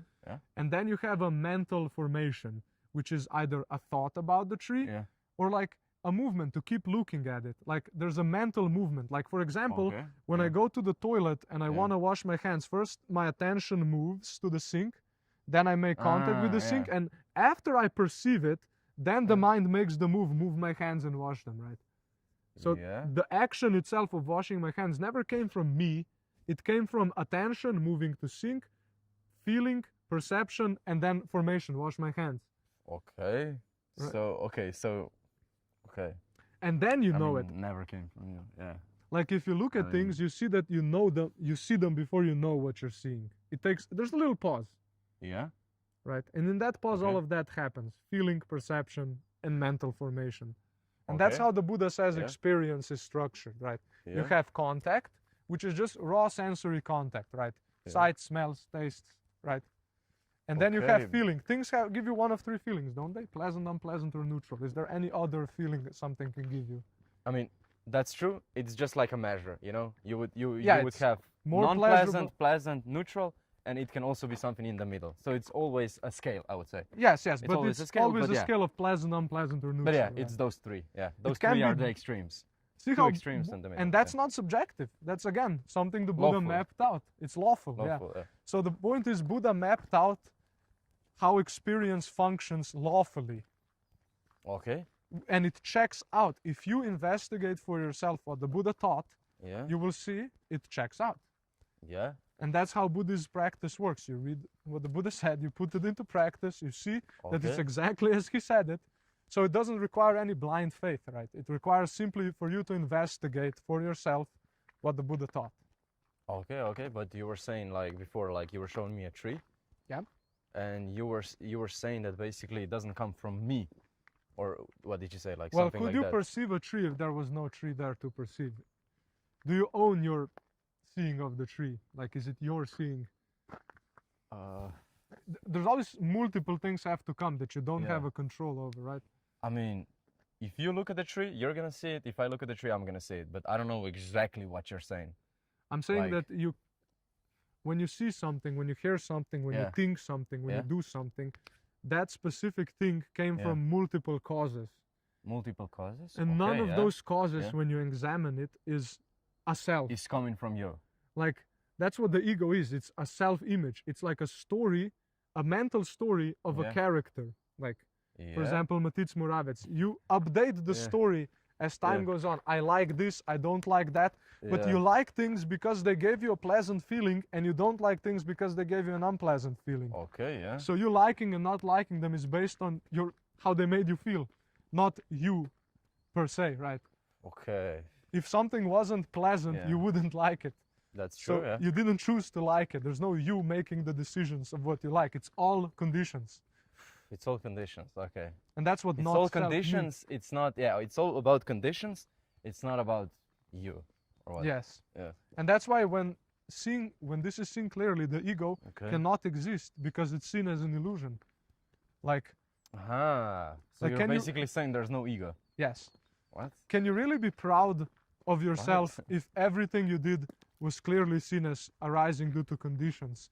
Would that pride actually be logical then? Like, oh, I did it, if all of that came from your circumstances. Oh, I basically. know what you're saying. I know what you're saying. Yeah, so there's no room for pride or anger or hatred or all of these things, right? These come from ignorance of not seeing how things are conditioned. But maybe, I don't know. Maybe I'm gonna be just very wrong. But It's maybe okay. there are two different egos. Whoa! Look at this. What? Did you know this? Oh my God, it's a skull. What? Whoa, Yeah, sometimes people bro. kill animals here. It's crazy. Look at this. It's been, What is this? This is like a rabbit or something? I think it's a deer. It's a deer. Yes. Do we take it? No, no, just kidding. It's probably smelly. It's a dead animal. I don't know. Oh, it's not smelly because there's no meat. Mm. Whoa, Yeah, but like the hunters crazy. here. Hunters. Mm-hmm. But yeah, what we were. Oh, I was trying to say like there are two egos. So you're basically saying there's no ego Yes. because everything is conditional, Yes. right? Yes. And there's one more argument. For example, if you have more ego, I don't even know what ego means, but let's say it's a different definition of an ego. Mhm. If you have more ego, it means that you want more from yourself. I'm just saying about success in your career, for example, like getting. Let's say. I guess I'm not saying the ego doesn't exist. I'm saying Yeah. the ego is also a conditioned phenomena. It arises because there is thought, right? You Yeah. think of yourself. Yeah. It arises because there is senses. You see yourself. You perceive yourself. Okay. Right? It arises as a perception. Like you identify with the body. This is me. Yeah. You identify with your views. I think this. You identify with your preferences. I like this. It's that Yeah. sneaky I that sneaks into something that's purely conditioned. Oh, so it's basically no self, no I. Yes, no, you're I- basically yeah. taking ownership of something that can't reliably be owned because it's Mm-hmm. conditioned, right? And that's where the ego sneaks in. The ego is basically just how when you have a seed and you have water and you have sunlight, a tree will grow. If you don't Yeah. have that, it won't. When you have ignorance, right, you have the ego. Yeah. When there's no ignorance, the ego can't arise because ego is basically a poyao, An appearance an appearance, yeah. Oh, that you know, yeah. arises because of ignorance, right? Because you do not see that things arise only due to conditions.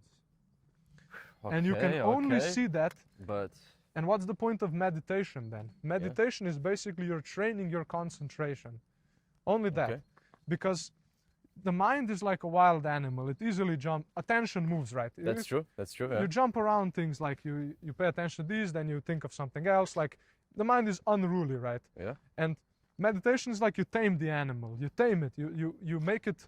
You force it to watch only the breath. And if it wanders, you bring it back to the breath. And you keep doing that until the mind is capable of staying with something for a while. Whoa. Instead of attention. You're so disciplined. Yes, you discipline the mind. Yes, you discipline the animal. You tame it. So then your mind is capable of tracking things without getting distracted. Because the things the Buddha taught are very subtle things. Hard to notice, hard to see. Not because they're not here, but because the mind moves attention so fast that it can't see the pattern clearly enough to actually gain any wisdom. Right? Okay. So when you train your mind like that, it's concentrated, right? Yeah. Then you can actually follow experience well enough in order to recognize what causes suffering, and then automatically you're going to stop doing that because you see that's making me suffer. It's makes sense, right? Like your hand in the fire. If you see, oh, the fire is burning me, oh, just gonna take it out. Yeah. If you see this is making me suffer, eventually the mind will learn its lesson and stop doing that. The animal will stop hurting itself. Okay, yeah. That's what Buddha meant by ignorance, right? You don't know that you're hurting. Then that's why you keep spinning on infinitely in pain, constantly gaining and losing. Like, who do you love the most right now? Your dad, your mom, your brother? I don't know. Equally. Everybody equally. So right now they called equally, you, your brother Mark is in the hospital. He might die right now. Yeah. How would that make you feel? Unpleasant. Yeah, they'll make you sad, right? Yeah. Now imagine spinning in infinite lives of just having loved ones, losing them. Having things you like, becoming old, being unable to do them. It's not satisfying. Right? I know, but what's the alternative then? You know what I mean? Nirvana. That's the alternative. There Nirvana. We go. So, Nirvana. So, like I said, this is conditioned existence, right? Everything is conditioned. Your body is conditioned. Like if you eat good food, you're gonna be healthy. If you eat shit food, you're gonna be unhealthy. If you work out, you're gonna be built. If you don't, you're gonna be skinny. That's true. So if you do a lot of cardio, you're gonna be skinny. Yeah. So whatever you do, everything is conditioned. Your mind, right? If you constantly choose, for example, to not sleep well, you're gonna be more likely to not sleep well. You're gonna be more unhealthy, right? Okay. So everything that's conditioned, right, has these three things. It's impermanent, right? It's not self because it cannot be owned, and that's why it's not satisfying, because if it passes, obviously something that doesn't last cannot permanently satisfy you, right? That means you're not actually satisfied if you end up wanting more, right? Like even if you have the coolest experience, like you still want more, right? It's not satisfying. Yeah, okay. So obviously the only thing... Nirvana. Yes. So the only thing that could, if everything conditioned is impermanent, not self, and not satisfying, right? Okay. Then obviously no matter what you do, right, it's not gonna be satisfying. No matter how much you look smacks, how much you self-improve, how good your conditions get, it's impermanent, right? You're gonna lose it, you're not gonna be satisfied. So there's no way to actually do anything in existence itself that would be permanently satisfying and not suffering, right? So nirvana, so obviously conditioned experience itself cannot be satisfying at all. Okay. And of course, if you only saw this, you would become nihilistic. That's the point. When some people can see this naturally, and then they get the mindset, oh, nothing matters, right? Exactly. But the Buddha was not like nothing matters. He was like, karma matters. Your actions have consequences. So that doesn't mean nothing. Like, sure, you can't decide your actions, but when there's wisdom, there's a little bit of space. Like, you see, you can have time before you do something. You can see the conditions, right? So wisdom is a condition for more skillful action, right? So some things do matter. It's not nothing matters, right? Because if it was nothing matters, then doing things that cause you suffering would not cause you suffering, right? And like, obviously, if you do something that causes suffering, you're gonna suffer. So it matters, right? So nothing matters doesn't work. It's a cope, right? So what's the alternative? Well, unconditioned, right? if everything conditioned is suffering, then what is not conditioned must not be suffering, right? Okay. Right? And Okay, yeah. nirvana is the unconditioned. Okay. And that is not a state. Nirvana. Nirvana is described as the ending of suffering. So basically, like I said, everything that arises ends, right? Everything that begins ends, right? Yeah. So, obviously, suffering can end, right? So why do we keep suffering and rebirthing? Well, because there must be something fueling this process, right? There is something that fuels it, right? Okay, yeah. So if there's no fuel, there's no suffering, or what? If there's no fuel, there will be suffering until the fire, just like when you have a fire, when you stop adding fuel, the fire still has to burn out. It takes some time. Yeah. But if you stop adding fuel, eventually it's gonna die out. It's gonna extinguish. And nirvana means extinguishment. Okay. You extinguish the causes for suffering, which is clinging. So how it works is you train your perception, right? You condition mindfulness, which is just awareness of what's going on. You condition investigation, which is you try to see the root of all things. Like, let's say right now, let's say I'm feeling suffering right now and I'm not aware what's causing it. Well, I try to investigate and see what particular thing right now is causing me to suffer. And if you keep training like that, right, eventually you will understand what causes suffering and you will stop doing it. And then that means you stop fueling it, right? But that doesn't just suddenly mean you're gonna stop clinging or desiring. That just means you're gonna stop feeding clinging and desiring. So it has to starve. So Buddhist practice is basically having desire starve itself until it no longer arises anymore because you stopped fueling it. And when it fully burns out, extinguishes, that's nirvana. The ending of a process that causes suffering. And on a larger scale, it's the ending of rebirth. But then people fear when I mention this, they think this must be annihilation. Like, if I'm no longer born, then like I don't exist anymore, right? But the nirvana is not annihilation and it's neither existence. Because existence, it's conditioned. Annihilation would mean something died, something went somewhere. And that's why the Buddha gave the example of a flame. When a flame goes out, does it go left, right? Did the flame die? What happened to the flame? Did it go in? Did it go out? No. Simply the appearance of the flame ended when the fuel ended. Same, nirvana is not annihilation, just this process of existing is fueled by ignorance. Because why? We want to keep existing. Deep down you want to keep existing, right? It's a desire. You want to keep being, right? Of course. And that's why reincarnation happens, because at the deepest level, you don't want to die. You don't want it to end. You want a continuation, right? That's what fuels reincarnation. Why do you want continuation? Because you see value, because you don't see suffering clearly enough.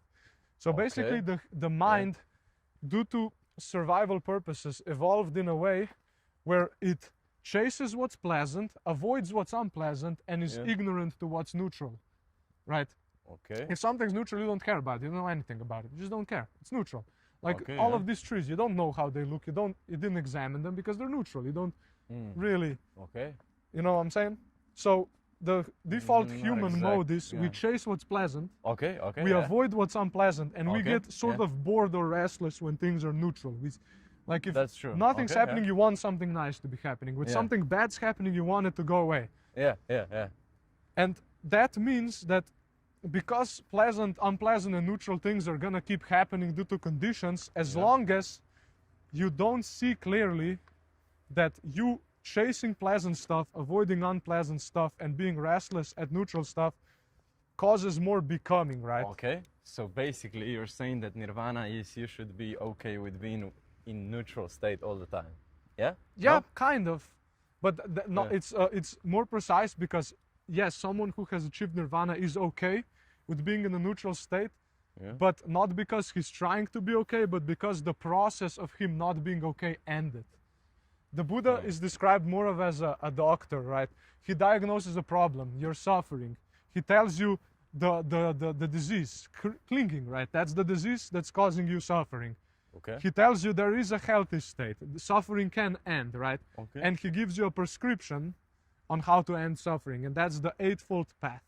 So he gave you a training that mental training that you follow in order to uproot clinging so that suffering will end, and with it continued birth.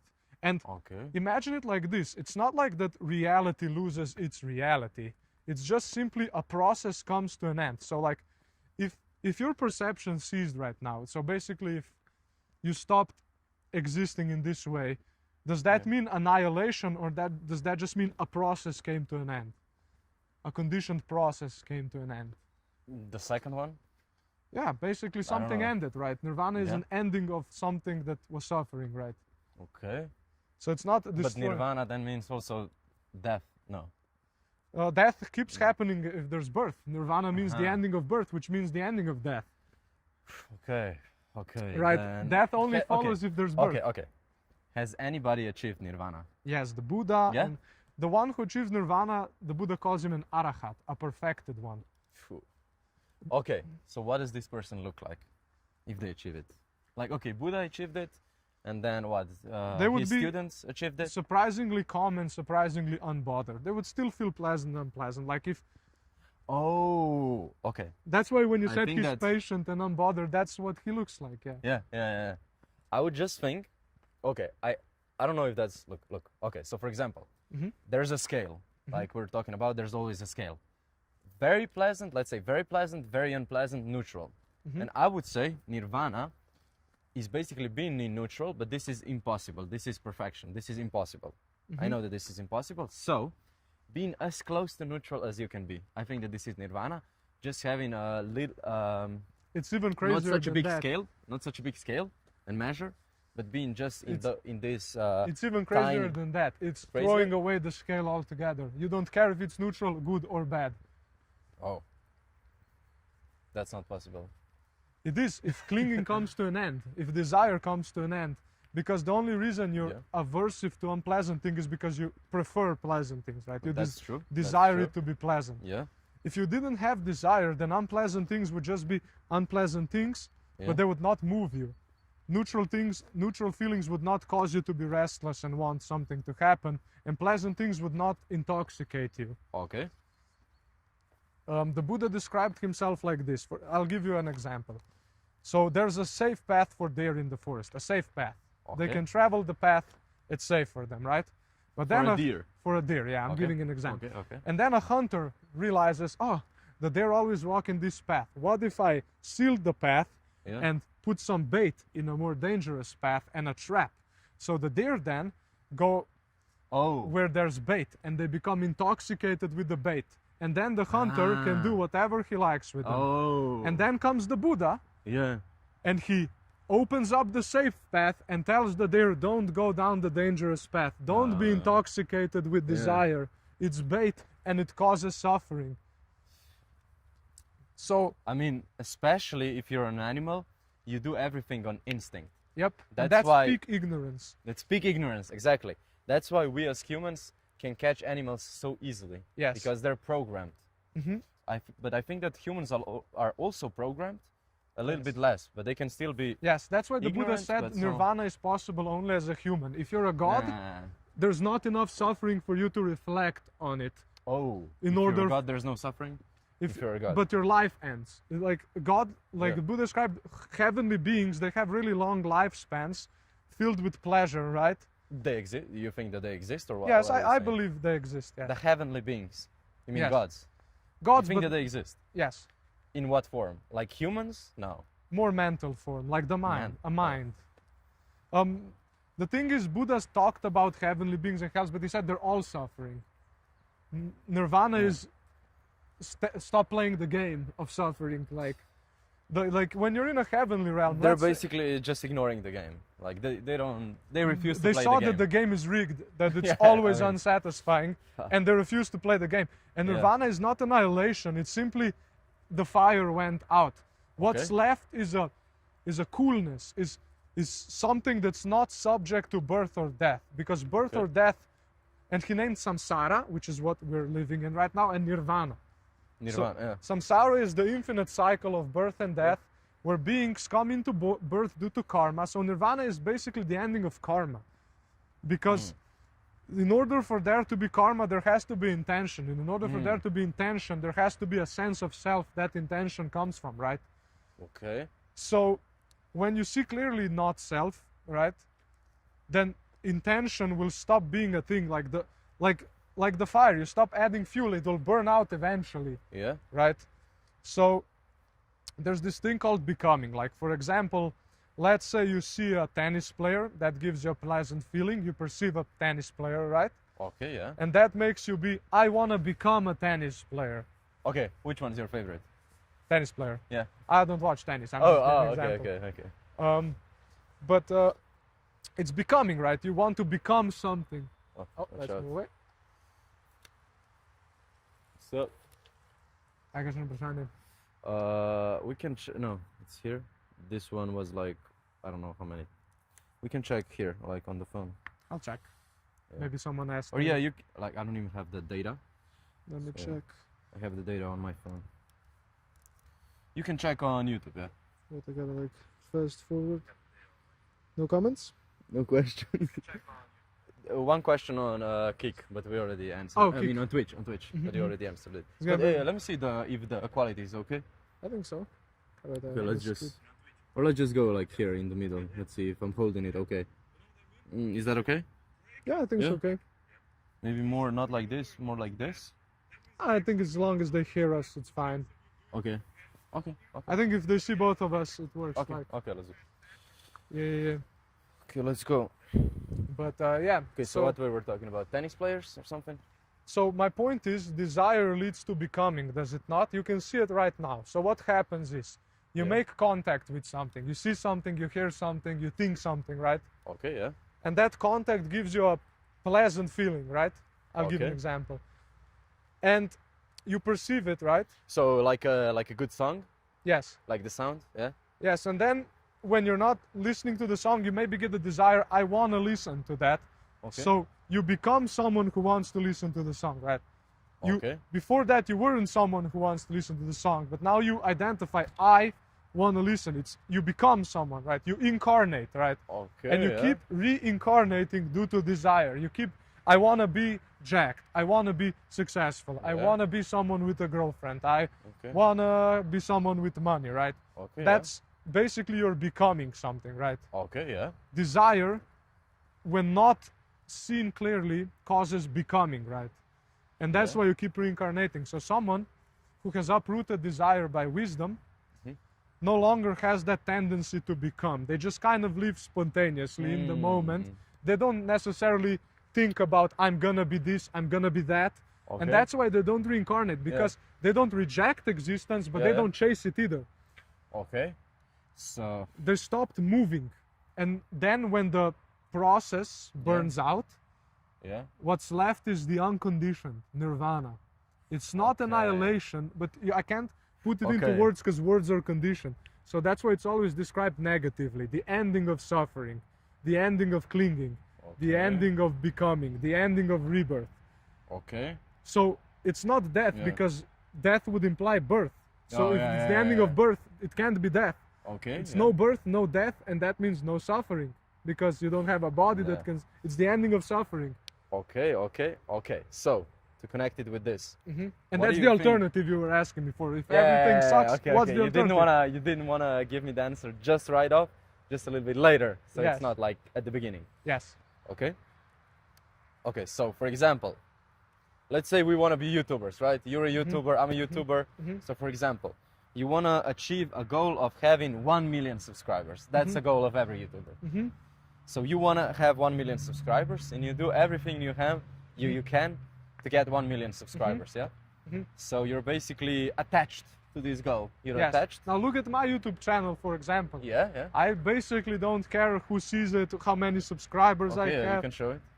Like, I just post whatever. If I have an idea, I just thought, meditation support I make. Maybe it gets 60 views, maybe it gets 150 views. I just post. I post sometimes like a month, sometimes I don't post for months. Okay. There was a month between these two. So I'm not thinking I want to become a successful YouTuber. I want a million subscribers. I basically post when it happens, when I have the idea, I want to talk about this. I talk about it and I close it, and that's it. I don't check how many views I got, how many likes. It basically causes me zero suffering because I'm not attached. And I'm not yeah. becoming a YouTuber. I'm not thinking one day I'll have 1 million subscribers. So I basically can't suffer. And even if my channel got deleted, I wouldn't even care. Whoa. So see how ending clinging causes there to be no possibility of suffering. And if you stop clinging to existence itself, because even if I stopped clinging right now, if you kicked me in the balls, it would still hurt. So the Buddha said there's 2 arrows. So the first arrow is, for example, the pain. The second arrow is the story about the pain. And we often shoot ourselves with the second arrow. Like, let's say I get scammed. That's the pain. That's the first arrow. I can't avoid that, right? Okay, yeah. The second arrow is, oh, this shouldn't be like this. I shouldn't have gotten scammed. Things should be fair. Why me? That's the second arrow. That's also unpleasant. These thoughts, like getting scammed is already unpleasant. That's unavoidable. Like I said, someone who's achieved nirvana doesn't necessarily not feel pleasant and unpleasant. But then the second arrow, we basically said it's like you got shot with an arrow and then shot a second one at yourself. Like then you start worrying and thinking and becoming around it. I don't want this. This bothers me. That's thought. And that's also suffering on top of that, is it not? Yeah. So you have 2 nirvanas. The first one is nirvana while you're still alive. That's nirvana with residue. You still have a body that can get hurt, right?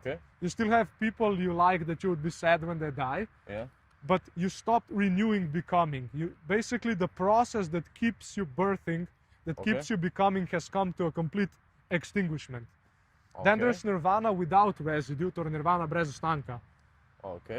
So that's when the arahat dies and there's only nirvana left, the unconditioned. So conditioned existence has come to an end, and the unconditioned is what basically remains. Right?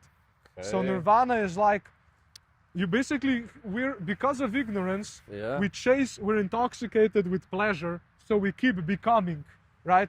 Because we don't see the danger in that. And when you see the danger, you stop being intoxicated, you become disenchanted, right? Razcharan now. And when you're disenchanted, eventually you become dispassionate. You lose your passion for things. And because of that, you stop adding fuel, because enjoyment is the fuel, right? If you start seeing that things are a little bit more dangerous and they keep causing me suffering, you become a little dispassionate. That directly causes letting go. And when that's finished, that's nirvana. When it's fully extinguished, nirvana happens lawfully. See, it's lawful. It's not metaphysical. It's everything that begins for everybody. Ends. It's the same for you, for me, for everybody else. Everything that begins ends. The only way it would persist is if there's fuel. So you stop adding the fuel, you stop suffering eventually.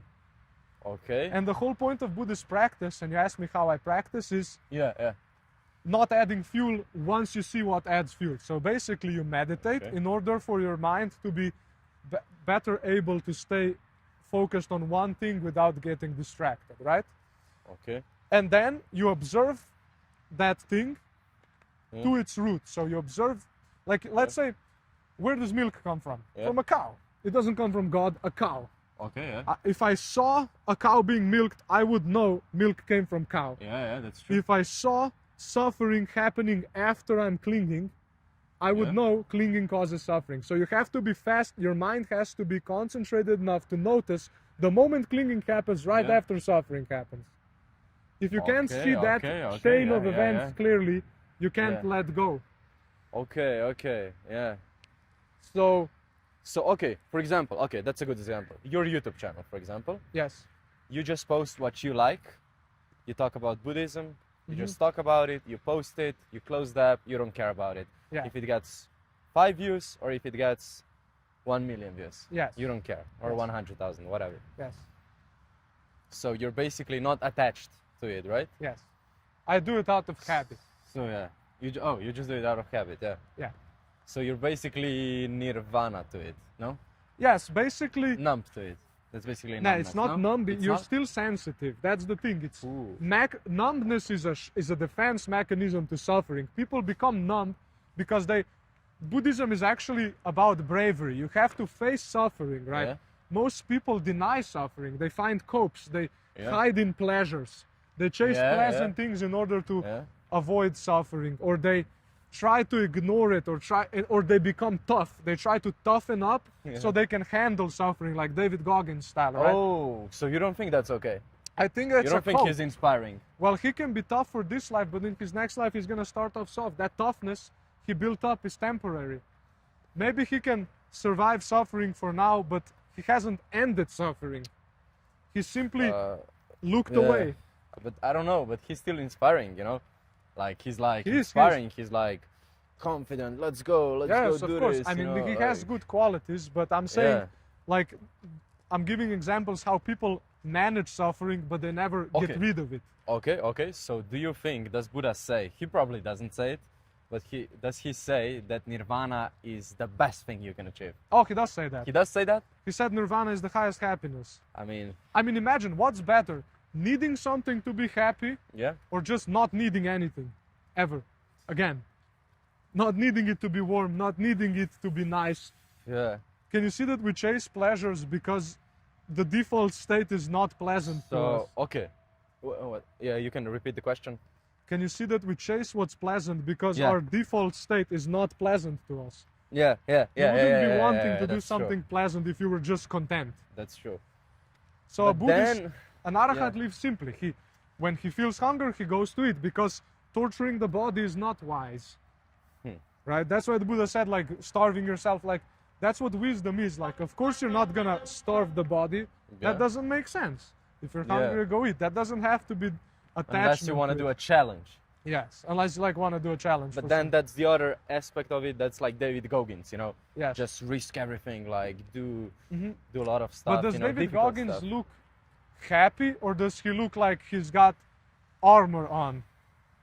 I don't know, man. When you look into Like- his eyes, does he look like a Ooh. calm person, What person? like a relaxed, calm person, or does he No. look like he's on edge almost? No, he is on edge. He is on edge, but And that's unpleasant, right? but I would say that his priority is not happiness.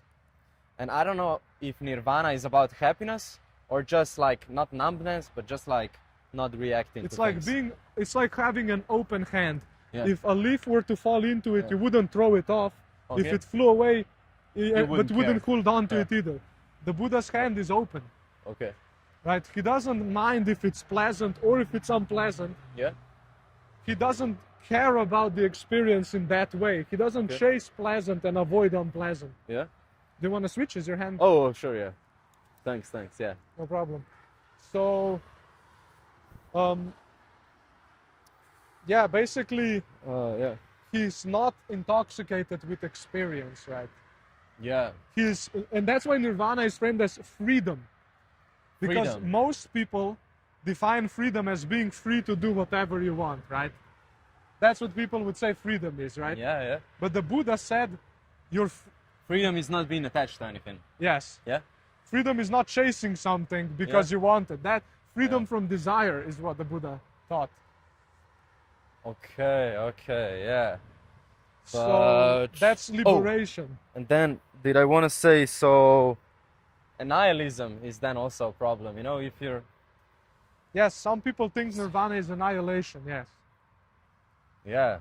But tell me, does a fire die when it goes out, or has just a process come to an end because there's no more fuel? Okay. So- yeah. In that case, the process came to an end. So For sure, nothing yeah. got annihilated. Just Yeah. something that required fuel no longer has fuel, so it ends. Okay. Just like a car. Okay. For Yes, example, so it doesn't have any basically fuel, it suffering stops. ends because there's no more fuel for it. Okay. And that's what Buddha meant by liberation, because if freedom meant doing whatever you want, you're still a slave to your desires. Like, until you do what you, like, even if you could instantly get what you want, right, Okay. you would be kind of restless, right? You couldn't really relax. It's an agitated state.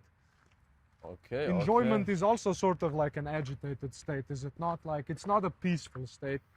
It's like a Yeah. intoxicated state. Yeah, it's intoxicated. That's why people get drunk. Yes. That's why people do drugs Yes. because they feel better for that short period of time. Yes. Yeah. So that's how it is with all desires. Even Yeah. if they sound noble, I want to be a hero, I want to be successful, I want to be this Yeah. or that, it's the same. Okay. It's So intoxication, it's suffering. So Buddha would say that real success is being attached to nothing, so not being attached to anything, to desires. Yes, he would That's say real that's the success most in his successful. eyes. But I would say what society thinks, most of the society, is success is not just money, but like success. No. Yeah, doing getting what you want, kind of. Yeah, success is desire based. Yeah, basically achieving what you want to achieve, I guess. That's what the Buddha called nirvana the highest achievement, because it's hard and it requires you to go against. He society. Said it's going against the stream. Basically, imagine you're in a river. You're stuck in a wild river, and the currents are your desires. You get pulled. Your attention gets pulled by this, that, this intoxication, this desire. I want this, I want that, I want that. You're like in a wild river. You don't choose where you go. Your desires choose where you go, basically. Okay, that's true. And then the Buddha said practicing Buddhism is like going against the river. Like you realize I'm just being pulled away. So you make an effort and you swim against it, and you swim to the safe shore where you're no longer, he called nirvana the shore.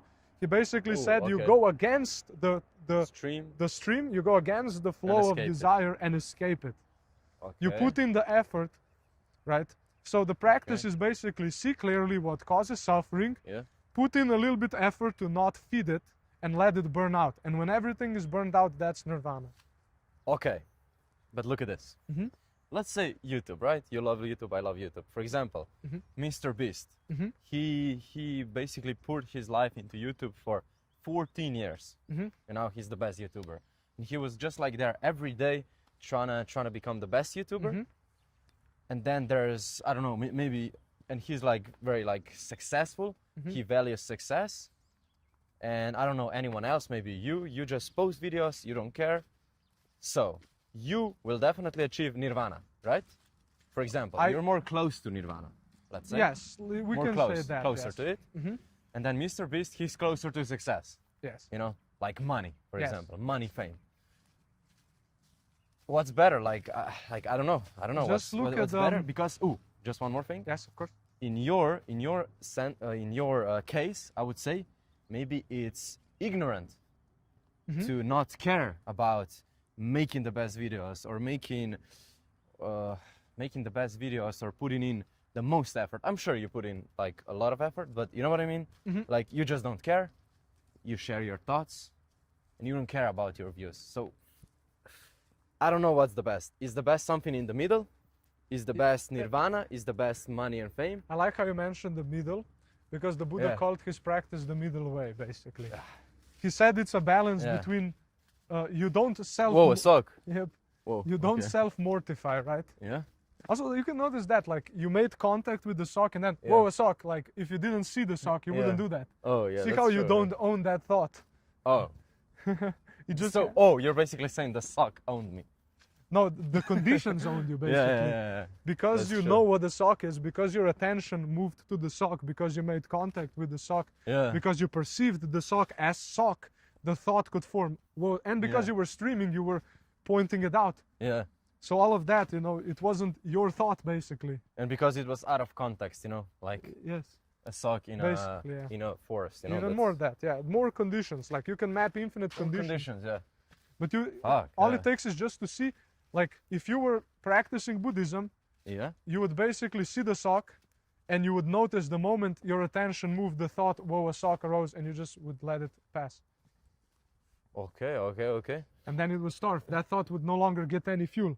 Oh, yeah. But now it's, if we stop talking about it, then it would have died out. Yeah, if we stop talking about the sock, we would stop thinking about the sock. Same as with suffering. If you stop doing what causes you to suffer, you would stop suffering eventually. Yeah. So the Buddhist path is very logical and lawful. Okay, lawful as well. So like, I don't know what's the best, to be honest, you know, because of course you want to be successful, right? Like, can you be Buddhist and successful? I think you can. Why not? Don't you think so? Like, look at just the Buddha. He's basically a good example. He had basically everything he could have ever wanted. Yet for he still 29 chose years. Nirvana. Oh shit. He still chose nothing. Or maybe the best path is to achieve everything you can, fame, money, everything, and then choose Nirvana, because you know both sides. That's true. See? You could go That's even better, path, probably, huh? But see, the problem is you don't know when you're gonna die. And that's true. you basically, Buddha said there's multiple Buddhas. Every time someone who sees clearly arises and he teaches nirvana. So there's no guarantee in your next life you'll run into the Buddha's teachings. And without the teachings, you can't achieve nirvana. The Buddha is like the one who opens up the safe path on it, the path to safety. Yeah. Like I said with the deer's example. So no Buddha, no nirvana. You can't nirvana without the Buddha's teaching. So if you don't know how long you're gonna keep living and you see the danger in that, that arises a sense of urgency. Maybe I shouldn't put it off for later. Maybe I should do the training now. Because you've had infinite lives where you've experienced all sorts of pleasures and pains, but like the chance to actually end it properly is not very often.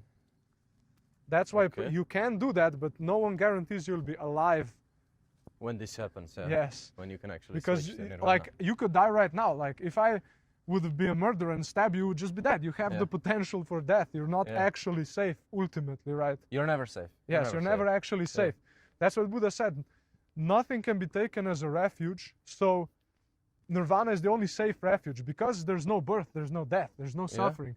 So once you see clearly that nirvana is just preferable to everything else ultimately, it doesn't make sense that you would achieve. Basically, Buddha described it as losing interest in pleasure, not actually like you lose interest because you see something greater.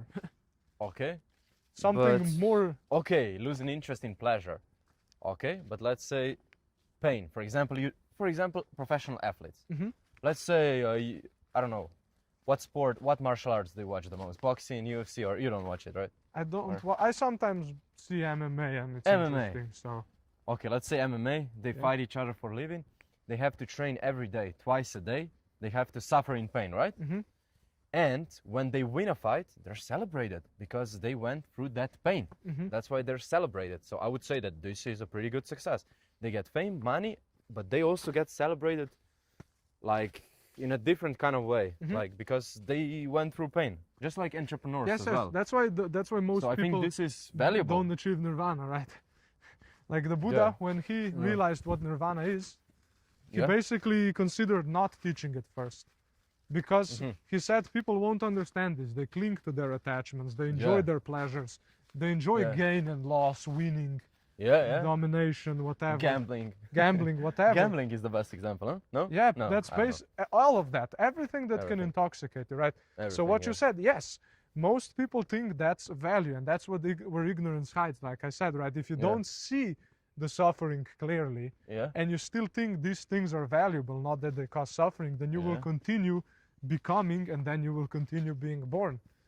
But if you see that it's... So basically the Buddha is asking you to take a look. He's not telling you what to do. He's telling you what to notice. He's take a look at the cause. Like what did he teach? How did he teach abandoning sexual desire, for example?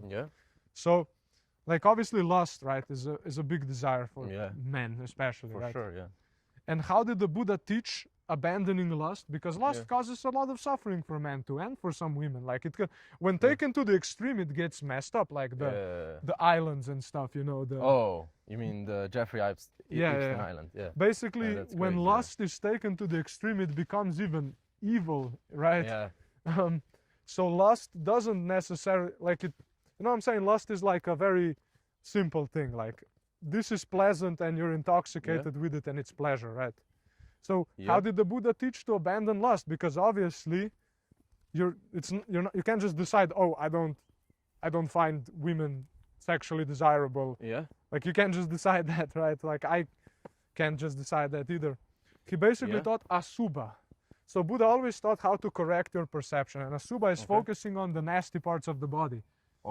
The body is filled with piss, poop, sweat, blood, nasty ass organs. That's true, hair, body hairs, vomit. Like you basically contemplate how disgusting the body is. And that's how you overcome lust. Oh, that's true, You correct your perception because people's perception on lust are skewed. They only see what they want. That's true. So the Buddhist training is correcting perception till it's accurate. And once you see, oh, the body is actually more nasty than desirable, you will no longer lust for it. And also lust is dangerous in the sense, like why do a lot of old married men cheat? Women don't want to do it anymore. They want a young girl. They haven't overcome lust. It's always lost. It causes suffering because beauty is temporary. Women get old and wrinkly. True. That's true. You lose your ability to do it. Like if you actually keep enjoying sex, eventually that will bite you in the ass. Like, and it can cause like perversions, right? Which is dangerous, right? It can become an obsession even. I mean, yeah, that's true as well, yeah. So how the Buddha tackles these things is by seeing them clearly, seeing them accurately, seeing them for what they are, right? Yeah, so, I mean, when you mentioned this, then yeah, like if you think about it as that, like a nasty body, then it's like, yeah, you're gonna be less lustful, I guess. Yes, and it is, like you're not actually contemplating something that isn't true. Yeah.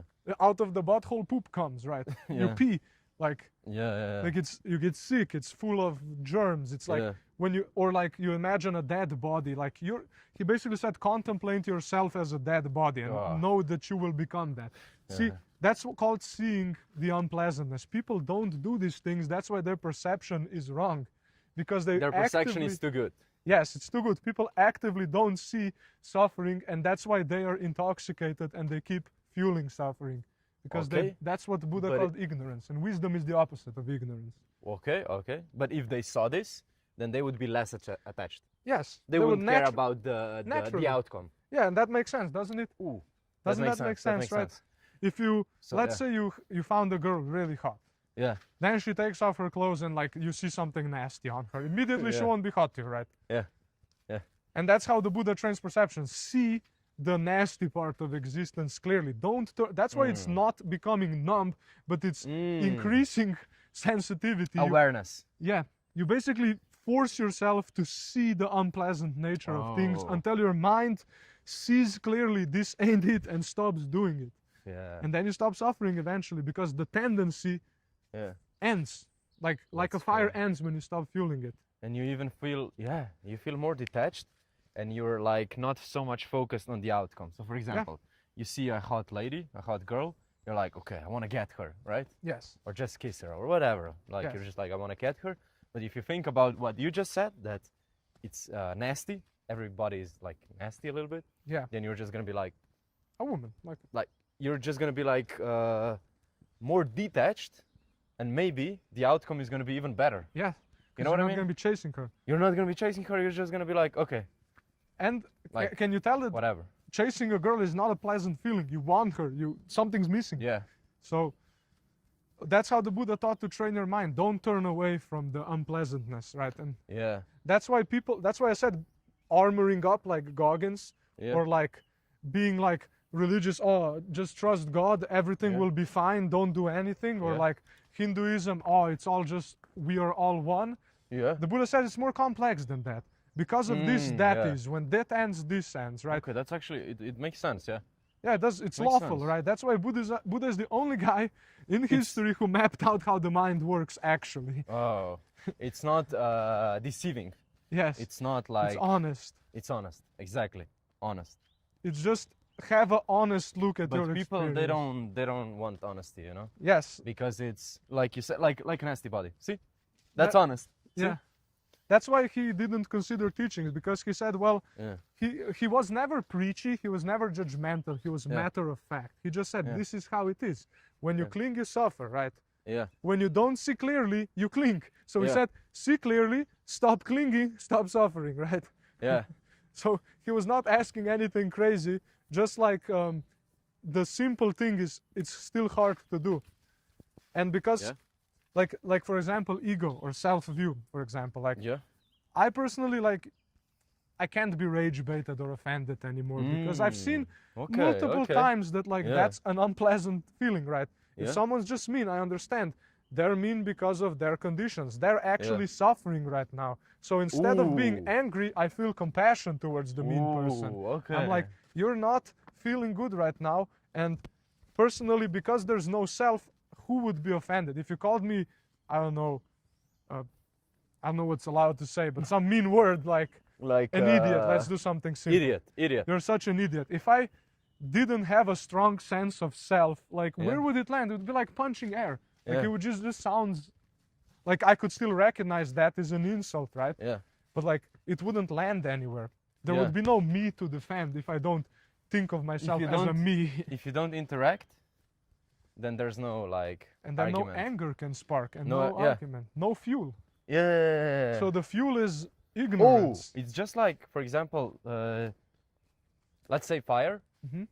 You try to start a fire and there's no wood, like you're just, or just no grass. It's just like in the air or something. Yeah, I don't know. the spark can't light anything on fire. Yeah, it cannot become bigger. That's a good way to put it, actually.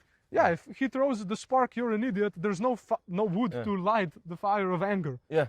Like, so there would be no anger. To emphasize it, you know, not to emphasize it, to become bigger, to spread it, Yeah, it just nothing happens, just fizzles out. Yeah. It just nirvana, fizzles out, yeah. real quick. Yeah. So nirvana ultimately is just, you just know deep down, ignorance has been eliminated. Like, you've seen for everything what causes suffering because you investigated what the Buddha said. Okay. And yeah, then just no more suffering. But you know what I think? I think that nirvana and Buddhism, I would say in Buddhism, can help you become successful easier as well. Yes, of course, there was successful Buddhists, but the Buddha said even if you make a lot of money, don't cling to it. Yeah. Like, because ultimately it doesn't matter successful or unsuccessful. Yeah. Nirvana depends on subtraction. So progress in Buddhism is what doesn't happen anymore. Not what you, like, I don't get angry anymore. It's not like I became peaceful. I just stopped getting angry. It's progress is marked by what doesn't happen anymore, not what you can do now. You know what I mean? It's subtractive. Okay. That's why it's possible to achieve perfection, because you're not trying to achieve something perfect. That's impossible. You're trying to remove all the imperfection. Okay, just removing things. So it's like you're a stained mirror. Once you remove the stains, the mirror reflects clearly. So the same with your perception. You remove the stains on your perception till it reflects what's happening clearly. Okay. So the Buddha called it, like, that's why I said he's like a doctor. He diagnoses you with a disease and he tells you how to cure it. He removes the boo-boo, right? He gets rid of the wound. Okay. Like, you're wounded by desire. You keep stabbing yourself because you don't know. You think it's worth it, right? You think, oh, if I follow my desire, I'm gonna become satisfied, right? Okay. But you're never fully satisfied. You just keep following the desire. Yeah, you're always just chasing. So, and the same with the disease. If you weren't sick, like, scratching only feels nice when you're sick. But if you're not sick, scratching would only cause you a wound eventually. Right? Or cause you to be sick again. So, like, an arahat, a perfected one, is not sick anymore. He doesn't need to scratch the itch anymore. He doesn't need to chase pleasant things to be content.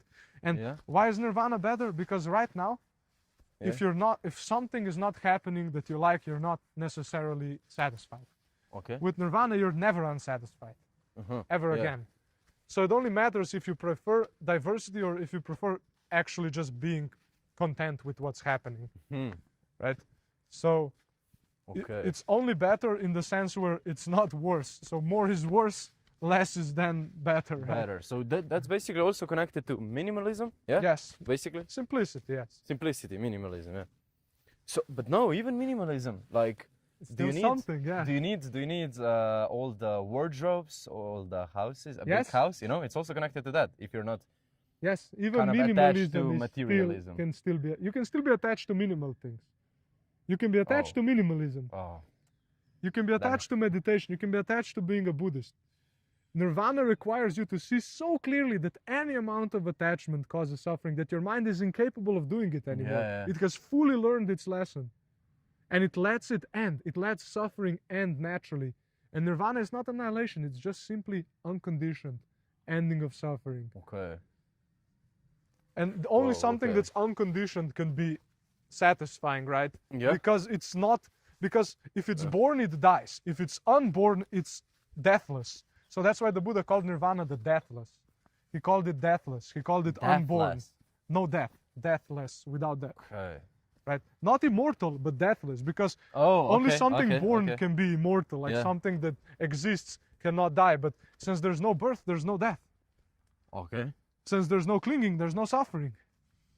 Since there's no body, there's no hot, cold, pain, sickness, old age, death.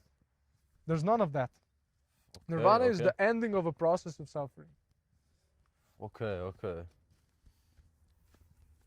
Hello. Hello. So, Makes sense, right? Okay, well, so what do you think about for let's say for YouTube success? Let's say a person wants to be a successful YouTuber. Let's say like I want to be a successful YouTuber. Why not? You want to be successful YouTuber as well, but you don't attach to it. The thing for me is basically Buddhism is very niche. Most people are not gonna even like it because it tells them everything you're doing is basically causing you suffering. Okay. Right? In a way. Yeah. So I post, and if it helps someone, that's good. If it doesn't matter. I just post so there's a chance someone might stumble upon Buddhism. I just give them a chance. Okay. I only post for there to be a chance someone might actually stumble upon this and they would understand it. Okay. Why? Because the Buddha did the same for me. He gave me a chance. He taught instead of being silent. So if I have anything of value to add to Buddhism, only because others are suffering, I make the effort to post a video every now and then. So maybe someone can learn of this. I don't feel a need to do it. I don't feel like I have to do it. I don't feel like some sort of heroic moral sense I will do it for others.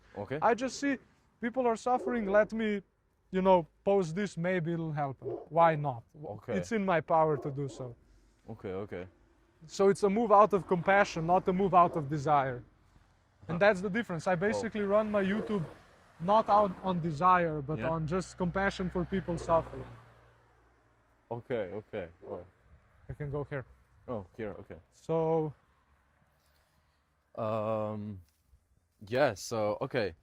So if you wanna like post on YouTube and be successful, you're like attached to views. But if you just like post, then that's better. That's Buddhism, I guess. I won't say better or worse. I'll say just if you do it, notice which one causes you suffering. If you care about the video, you kind of you keep checking the comments, keep checking the likes, you hope it'll do well. Okay, but then I don't know what success is. So for example, you like making videos, you enjoy them, you keep there posting. is success, like Buddha said. There is like there's these two things. There's worldly success and spiritual success. Buddha called nirvana like the perfected spiritual life. Like you basically eliminate the desire by understanding, and now you're not suffering anymore. That's pretty successful, I think. That's isn't it nice? Like you never again will you suffer. Is that not just relieving to hear that that's possible? No, like that's the Buddha gave a possibility. No, that's definitely. Yeah, but I don't know because it's difficult. If you want to be successful, you have to go through pain. To achieve something, Yeah, success in the worldly sense, the world-based success, is laced with suffering. It's laced with effort. It's laced with sacrifice. It's laced with broken relationships sometimes. It's laced with stress. It's laced with competition. It's it's a lot of these unpleasant things happening. And at the end of the day, it's not even guaranteed, because nirvana is guaranteed. If you stop adding fuel, the fire will go out, right? Like every time. That's true. Like it's the thing about Buddhism. Buddha said, "Test my teachings like you would test a sharp knife. Do they work? Does it cut?" You test the teachings, and the Buddha said you gain confidence in him when you practice and you suffer less and you see it works. So then you will slowly start preferring less. Yeah, that's your mind pretty hard inclines. to do, I think. Yeah. Yes, but it's not hard to do once you see clearly, right? Because then your mind naturally chooses that. It's not a forced choice. So Buddhism is not about forcing the enemy of desires. It just asks you to see honestly what's going on, and eventually you will prefer by yourself to less, right? That's why it's a training. You learn this. That's why some people think Buddhism is like really harsh, like, oh, give up everything, but it's not really, because he doesn't say give up stuff. He says take an honest look. So for example, like, I don't know what would be an example. Or you can take your time. I don't know. I was just saying about YouTube. So YouTube, for example, I would love to make YouTube videos like you. So it's like you make a YouTube video, you post it, you don't care. But I do care. I'm like, I want to get views. I want to get more subscribers. I want to, So you asked me how you would be able to do it like me eventually. Yes, and still grow, you know what I mean? So for example, if one live stream is not successful, I'm like, should I do this? Is there enough reward? You know, because humans, They naturally want reward. And for example, let's say I want this to be my job. I need something to grow. Otherwise, there's no work like this. So yeah. Otherwise, you have to work like a 9-to-5 job, which is not bad, but I would prefer it to be something creative. I think that you would too, right? Yeah, I understand that. Yeah, of course, I would say working a 9-to-5 job is definitely more unpleasant than not having to work a 9-to-5 job. Yeah. So I would say, like, you can see, the thing is, I know how I would make my videos more successful. I could clickbait more. I could maybe put more effort into a thumbnail. Yeah. I could speak in a more animated way. I could cut my videos up more. Bro, no, you speak very good, I think.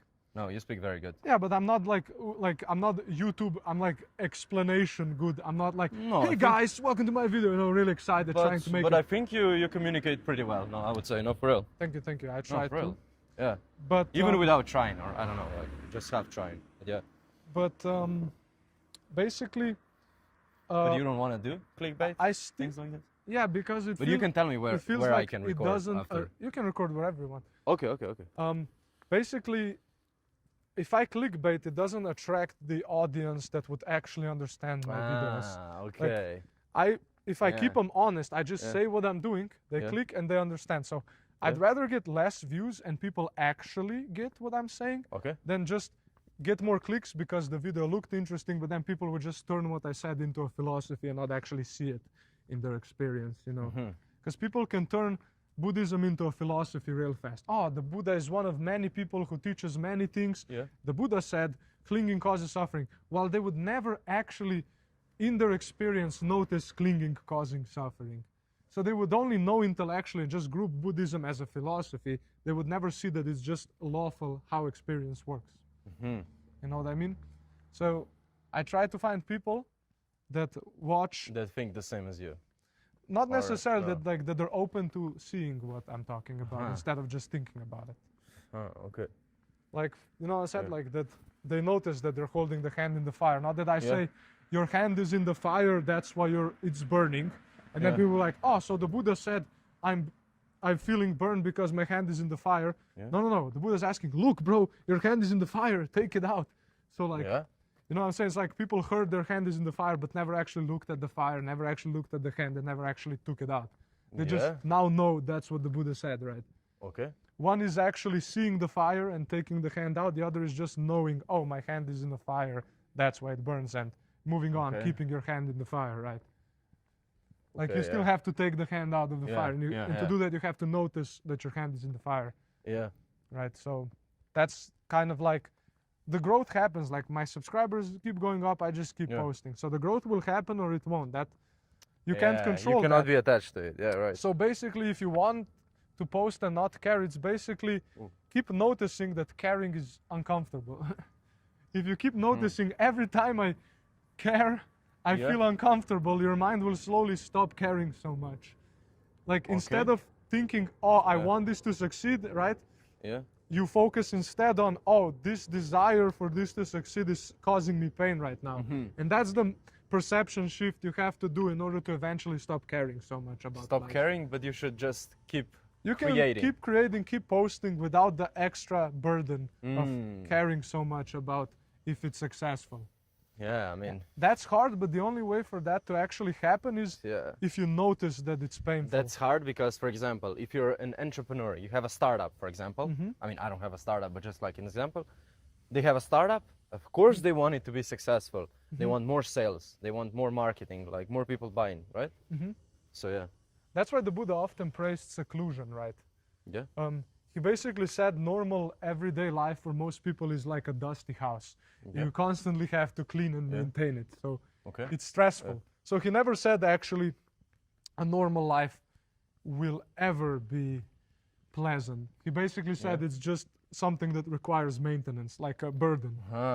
That's why being a monk, he said, is just the more sane choice because you're not burdened by income. You don't even have money. You don't care about how much money you have if you don't even use money. Like, Oh, that's true. That's true. But so he just said, trying to be successful, it does cause a lot of I think it's restlessness. I think it's like something in the middle, I think is the best. We can go in probably. my garden, sit down for a bit. Okay, yeah. You're the boss, so yeah, you tell me. We can go. This your car? That's my car. What's Auto Trader? Yeah, What is that? that's my my father's company, Auto Oh. Trader. He sells cars. Oh, he's a car salesman. Yeah, he Oh. sells cars. My car is just at the Oh, mechanic. that's your car? No. My car is at the mechanic. Oh, okay. I'm having the Yeah. timing belt changed. Pogonski Airman. Do you know what that is? Oh, okay, okay. Yeah. So it's a little more fresh. We can Okay. sit here on these chairs. Here. Okay. So Okay, sure. We can put the camera where? Here? yeah, you can just place it there somewhere. Okay. Wherever you want. Okay. But yeah, so you see how it makes sense. Yes, it's pretty hard, like in its own way, I think. Yeah. But it makes sense, right? Okay, let's see. So what you can do right now is not do the whole thing at once or try to understand everything the Buddha said, but Yeah. just notice suffering right now and notice what's fueling it, right? That's all the Buddha actually asks. Okay. Just noticing stuff. Yeah. not I mean, actually- just being aware. Yeah, just being aware of what's going First on. of all. So you can then condition awareness, right? You can notice, oh, right now I'm being a little careless. Let me be more aware. Yeah. And every time you make the choice to be more aware, it's gonna happen more often. Like Okay. you're gonna notice, oh, I'm not being aware, let me be more aware. Oh, I'm not being aware, let me be more aware, you know? It's like a lot about being just aware, Yeah. actually. Yeah. But also not just being aware, but also investigating what's causing you suffering. So Mm. you can be aware, oh, there's suffering, but not then Oh. take a look what's causing it. What's right? actually causing it? So yeah. it's a combination of being aware and investigation. Okay. And Buddha said wise attention or investigation is what actually does the ending of suffering, but it can't happen if you're not aware. So first you Okay. need to be aware, and then you need to investigate what you're aware of. Okay. Okay. And when that's done consistently, like Mm. suffering loses its fuel because the mind loses interest in what causes suffering. So you basically Okay. have to let the mind see clearly what's causing its suffering so it can lose its interest. Does that make sense? And I that guess. requires honesty and Yeah, you have to be honest and aware. yeah, You have to be very honest, I think. and you Yeah. have to cultivate that. Yeah. And that's why if you read the book I gave you and all the Okay. sayings, all of that is mentioned in there. Basically, the training. It's the smallest book on Buddhism that has everything you need to know in it. Basically, not all Okay. those Okay. big No, books. that's good that it's short because like when I was in high school, I never read like Yeah, no, it's good for any. if you don't books. like reading. It's Yeah. just the right way. Yeah. Plus, it's interesting. So But you you'll like see. reading, right? Yes, I You like like it. reading. It's relaxing. I read the sutras, the things the Sutras. Buddha said. It's called sutra, like a holy Sutra. text. Oh, Sutra. Kama Sutra. Yeah, it's the same word. Yeah. Yeah. So it's like Oh. a catalog of conversations the Buddha had with people Okay. when he was still alive. Okay. Okay. We can check the comments if there's any. If anyone asked If you anything. have, can you give me internet if you maybe have, or maybe if I can connect with this phone? I don't know. Let me see. Let me try. I can. Wait, let me type in my password Alright, real sure. quick. Sure. If I Sometimes remember. it connects, sometimes it doesn't. I don't know why. I think. Let's see what's the password. Okay. But there was some chat, but I was just like listening to you, so I That's was just not a like, I'm not problem. even gonna say it because we were so deep into the That's fine. conversation. We can No, it's, check now. yeah, That's yeah, good. We can check. See, now. that's training focus, right? Yeah. Like you have to stay with one thing before moving on to the Yeah. next. Oh, where you going, Dust? And just said Yeah. hi. Yo, where are you going? Hi. We're at Uh, my house now on the garden. Yeah, we're at the garden. Is the shot okay? Yeah. Yeah, I think Do we need to looks put it fine. closer? Look, Yeah. I think this is good. We're right around in the center. Yeah. I think so. Hi, Vibes with Ashley. What's up, Vibes with Ashley? Let Hello. me see. If you guys have any questions Whoa, about Buddhism, we've been talking about it for 3 hours. Okay, I didn't like realize it was 3 hours, to be honest. Oh, that's my brother. Actually, it's his house. Buttonkrats.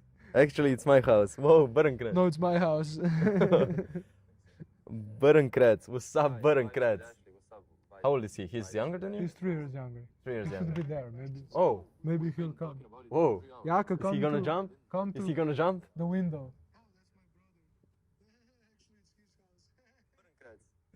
Yeah, it's like I'm carrying it back. No, but it's like a latency, like 5 seconds latency. That's why Yeah, we're that hearing makes it right sense. now. That makes Yeah. sense.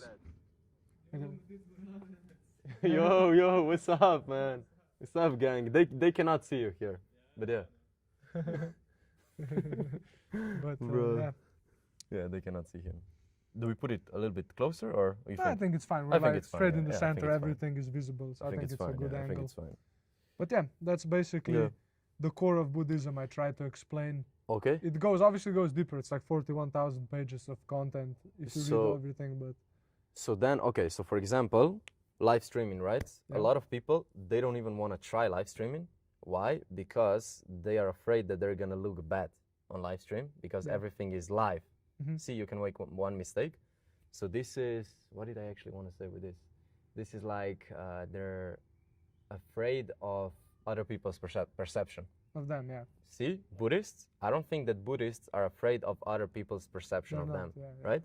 Because in order to be afraid of what other people think of you, you have to have a sense of self. Like you have to think something of yourself first, and then you feel bad if they think different than what you think of yourself. Yeah. Like if you think, I think I look good, and someone says you look ugly, you're gonna feel bad because you think your perception of yourself. Yeah, that's true. So if you have a strong perception and sense of yourself, like a strong concept of yourself, a strong feeling of a self, when there is no self, like we discussed, it's all conditioned, then you would care what others think. But if you don't actually think of yourself as a self and more of as a process of thoughts and feelings and contact, then there's no way you can actually feel embarrassed by what people think. Yeah. And like I said, when there's awareness, right? Then basically everything I say is already filtered through awareness. I don't say it spontaneously out of nowhere. I say it intentionally. I can't make a mistake if I'm mindful of what I'm saying. Only if I'm careless will I say something that's not appropriate. That's true. So then you can't be scared if it's live, because you can't say something that's inappropriate if you're aware of what you're gonna say before you say it, right? You don't say it spontaneously. Okay, that's true. Unless you've been live streaming at one session for like 30 days, because they do also do sabatons. Yeah, if you stream for tired, 30 days, it's harder to be aware. It requires conditions. You have to be rested enough. Yeah, exactly. That's why the Buddha stopped starving himself, because he realized I can't actually have the awareness necessary to end suffering if I'm starved. Yeah. He needed to be fed enough so his mind could see suffering clearly so it could end, right? So that's why you take care of your health even as a Buddhist. Not because you cling to the body, but because it makes practice more fruitful, right? Okay. It's skillful, basically. Your actions change from being driven by desire to what's most skillful in the moment. Least friction. Least friction, okay. Yeah. Okay. That doesn't mean you're a pushover. That means you actually have more boundaries, because a lot of times people don't defend their boundaries because they're trying to avoid conflict, which causes them more suffering. Exactly. So Buddha called this discernment. He said, don't cling to anything, but have discernment. Like, don't be abused because you're trying to not cling, right? But then there's still a line, because if you're very sensitive, everything bothers you. Like, this grass is like this, oh, like there's a bug there, like, oh, the sky is not perfect. Like, if everything bothers you, and you, or even if you say like a word like a little bit differently than I would say it, it bothers me. Yeah. I don't think that's good. Yeah, that's clinging. So it's like, no, but it's still like two different extremes. So for example, if everything you say bothers me, that's one extreme. And then the other extreme is, and I complain about everything. And the other extreme is, I don't complain about anything. Yeah. You know what I mean? I think that's something in the middle there's no is perfect. discernment there. So for example, if your mother is angry at you, why didn't you do this? Like, and you go into argument, I think something in the middle is perfect. You have to ignore. That's why the Buddha said the middle way, right? Yeah. He always taught the middle way. Yeah. No extremes. All extremes are they're not appropriate. They don't help. Because sometimes like somebody says something to you that you don't like, you're just gonna ignore it. You're not. But if even he says clinging to Buddhism, he said that's not good either. Oh. He said Buddhism is like a raft. So he said, imagine this: you're on one shore of a large body of water. Yeah. And that shore is crazy. It's got I'm gonna make up weapons, creatures, monsters, suffering, pain, flames, torture. And the other side of the body of water is peaceful, nothing, no suffering, right? Okay, yeah. And he called this side samsara, that side nirvana, right? And he said the dharma, which is his teachings, is like a raft you use to cross the river. Once you get to the other side, it can be discarded. You don't carry the raft with you. Oh. So you use the teachings to get to nirvana, and then when you get there, you don't need the teachings anymore. Okay. You can discard them. You don't cling to them anymore. Okay. So he said, while you're crossing the river, hold on to the raft, right? When you get to the other side, you can let go. I don't know, man. Like, if we just start thinking about it too much, then it's like... Yeah, the middle way again. It's got to be just right. Oh, or nihilism. Like, does anything matter? Yeah, so not annihilationism, not eternalism. They're both extremes, right? Yeah. Everything is destroyed or everything is permanent. Yeah. The Buddha rejected both extremes. He didn't even talk about... He's in the middle. Yeah. Nirvana is the middle way. Not annihilation, not eternalism. It's the ending of a process of suffering. Nothing gets annihilated, nothing is eternal. And what I was gonna say something. You can think about it. I'm gonna check the chat. Nobody typed. So what was I gonna say? I was talking about the raft. Yeah, you were talking about the raft and that you have to cling on the raft. Then once you come to the island, you can just stop clinging. And then we were talking about nihilism versus extremism, and that the middle way is Buddhism. Yeah. And the last thing, those were the last things? Was there something else? I think I was trying to say something. Well, we'll remember if I remember. No, you can try to remember it. We were also talking about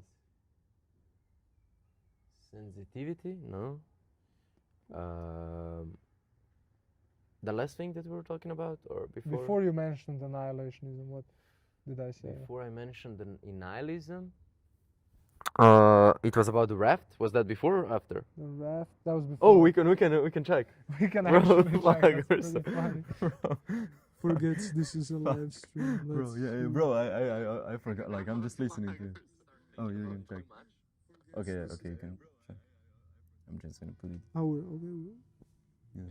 If I'm starved, cling to the body, what's most cling to anything but have discernment. Like everything bothers you. Like, so for example, I think something in the middle is perfect. You have to ignore. That's why the Buddha said the middle way, right?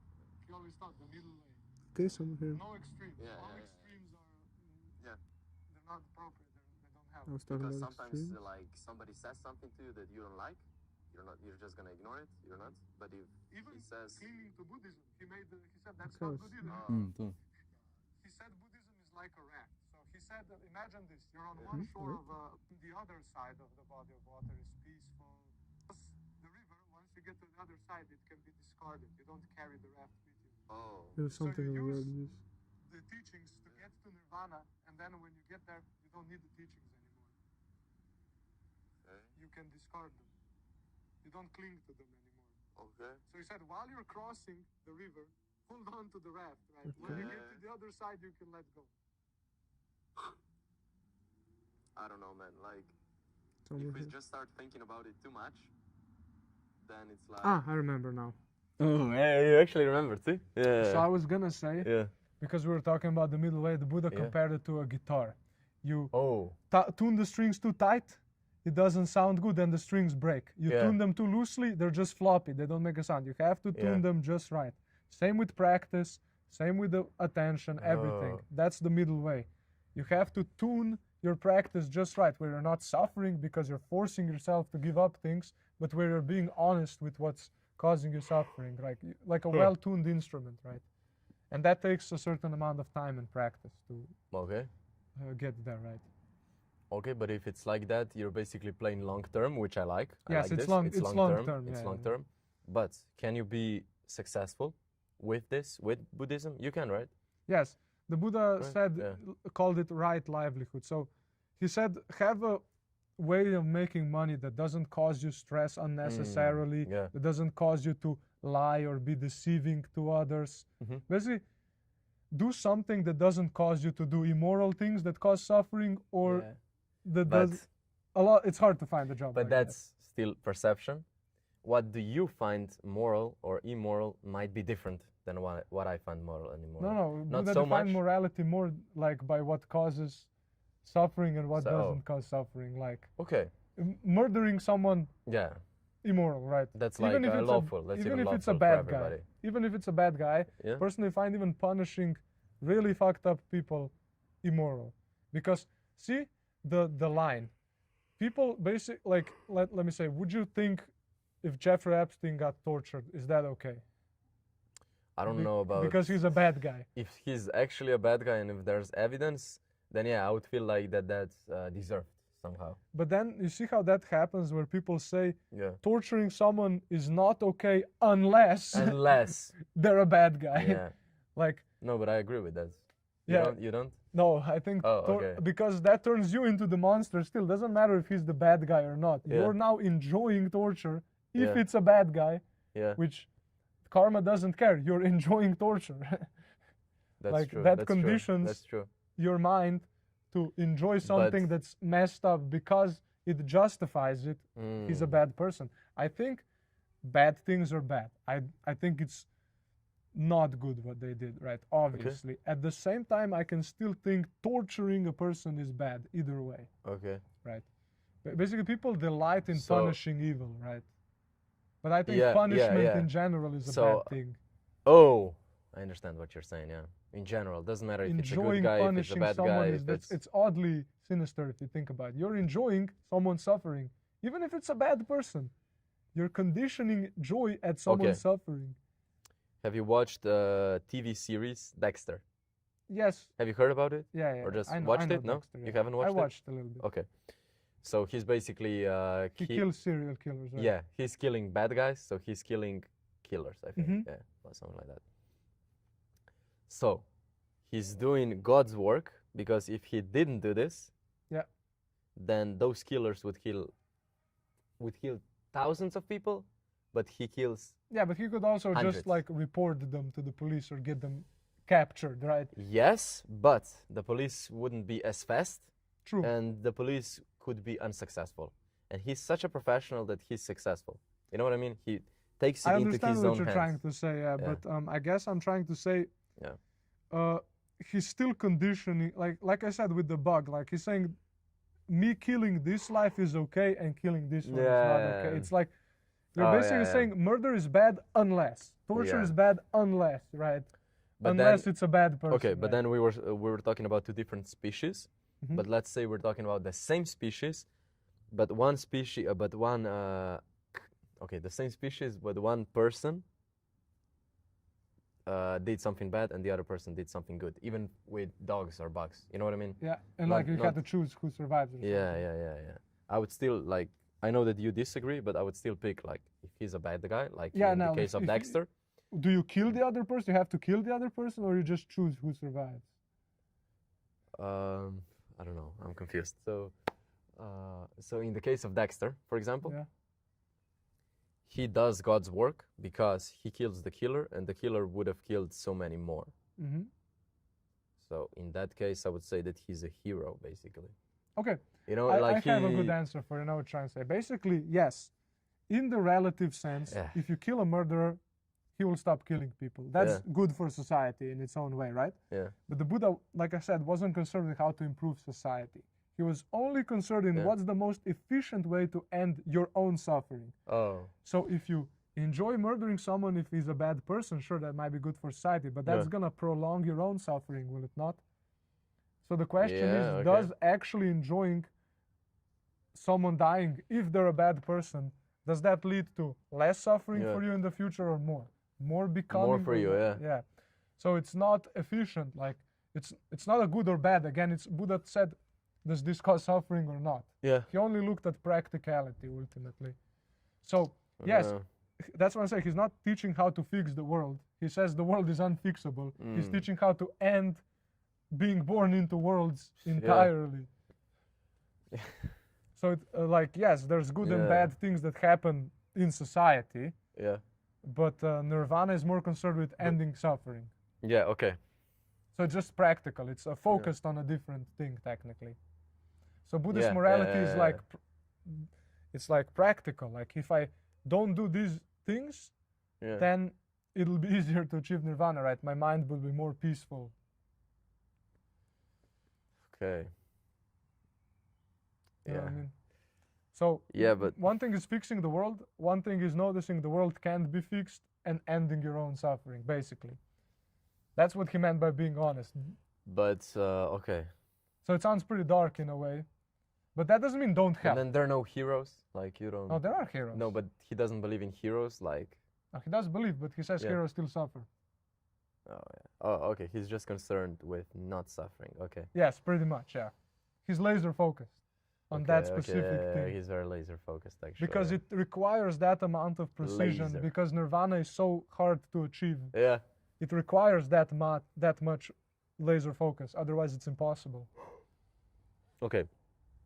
But then, what do you think about the hero? Have you watched the series The Boys? I know about it. Do yeah. you know about The Boys? Like Homelander? What Homelander, yeah. So he's basically like a hero and a villain. Yeah. Like he saves a lot of people, but then when he gets agitated, he cannot control his He anger. just kills people. He just kills random people, you know. Well, Because he's so powerful. think of it like this: like him saving people is good, but he's not doing it to help people. He's doing it to feel important, basically. So it's still fueling his ego and causing him suffering. But Intention matters. But does it matter? For him, yes. No, but does it matter? Like, I'm trying to say, it doesn't matter how you feel, how Homelander feels. Yeah. But what he does, what's more important? You're saying that it's more important. For the world, what he does. For the purposes of nirvana, Yeah. why he does it. Why he does it? Yeah. Because, like I said, it conditions your mind. It changes how your mind sees perception. It changes your perception, basically, right? Yeah. So that's why it matters for ending suffering. So if we're talking about purely nirvana, then it matters. If we're talking about purely what's helpful to people in a relative sense, then it doesn't really matter. Okay. Well, it matters in the long run because if he was doing it out of the goodness of his heart, he would later be more patient and not kill the other people. Yeah, right? that's true. But so it did still make him do evil things because he wasn't doing it for a pure reason. So it still mattered in the end. Even if he helped people now, because he wasn't doing the right thing mentally, he killed people later. Yeah.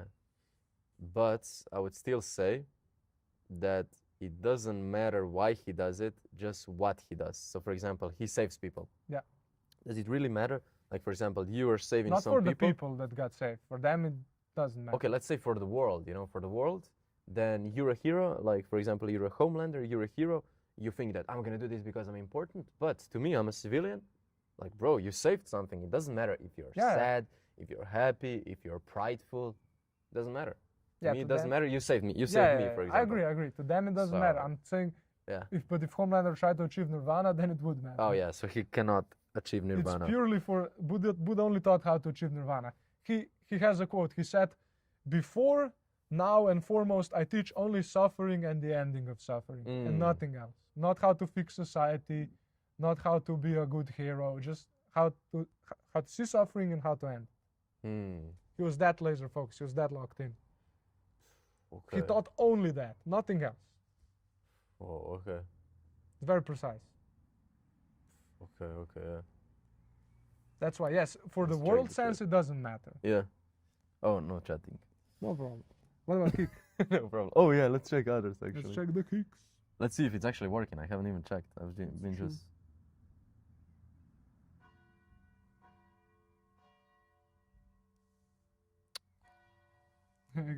Did you change your password?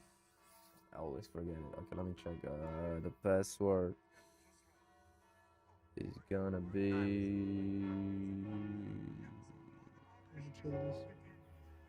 I don't even know my password.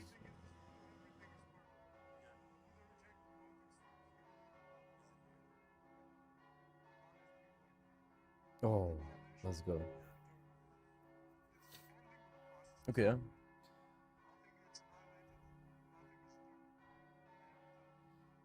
So, yeah. Twitch, let's see. So Buddhism is purely about ending suffering, basically. Yeah.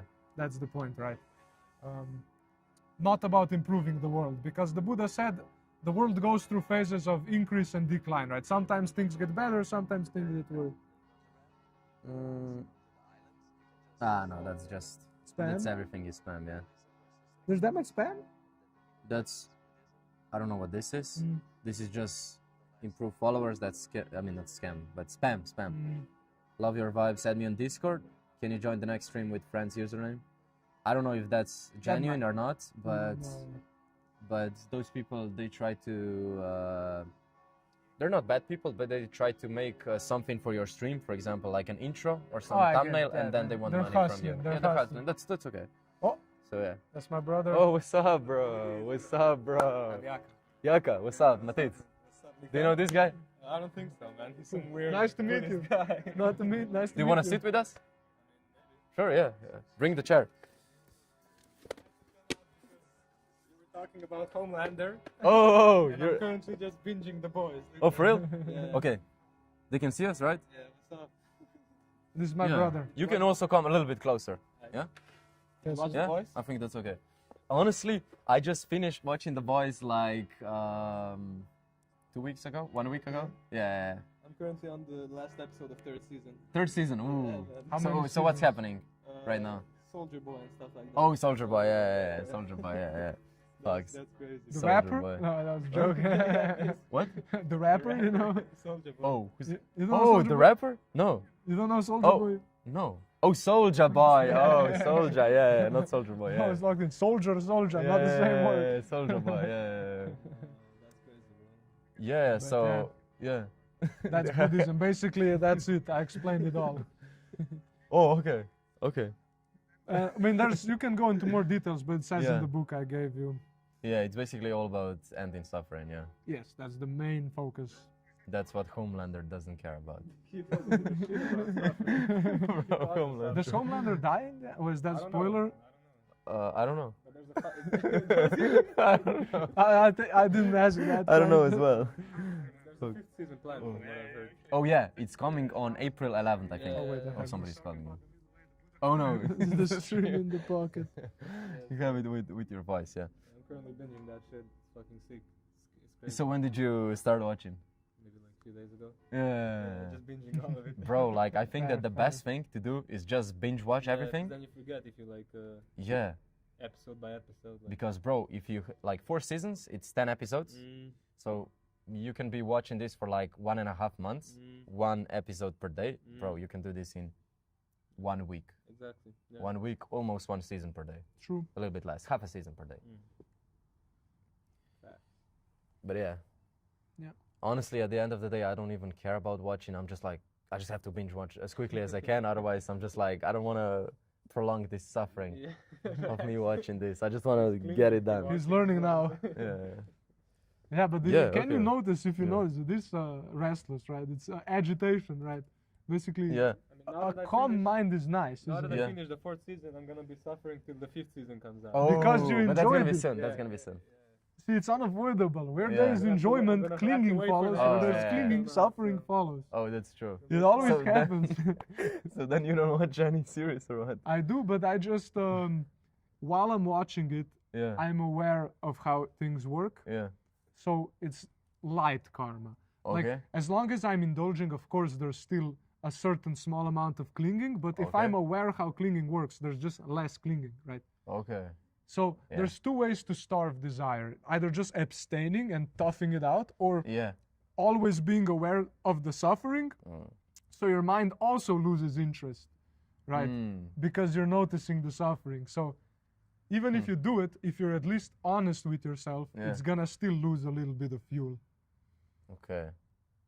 That's So why. do you also teach this to your bro or? He tries. Sometimes he doesn't want to hear it. Oh, sometimes. Sometimes he does. Yeah. He's trying. Okay. Okay. Yeah. Mm, Okay. So that's everything about Buddhism. I think that's Okay. good for So this do we stream. end the stream? Yeah. Okay. Thanks for watching, anyone. So thank you everyone for watching. One person watching, that's me. Thank you for watching. Thank you for. Okay, so thank you for coming on the stream. Of course. Subscribe to him, Mihamoto, and that's it. We can do a video like yeah. on my channel. Oh, and we can do. We're also gonna do a video on his channel as well. So subscribe to his channel, and subscribe to your channel as well. Do you have the channel? Bernick Records, bro. the one in the comments. Barankrat. Yeah, I DJ and stuff like that. Ooh, okay. So he's a Yeah. DJ. So maybe we're gonna do a stream with him DJing, making a song. Maybe, And, maybe. Have a set. Okay. Okay, so that's it, guys. Goodbye. Peace out, man. Peace out. Visādi. That shit. Type shit, yeah. Jā, krūks pašlā tā. Esam video, es esam šusam. Es tik lielu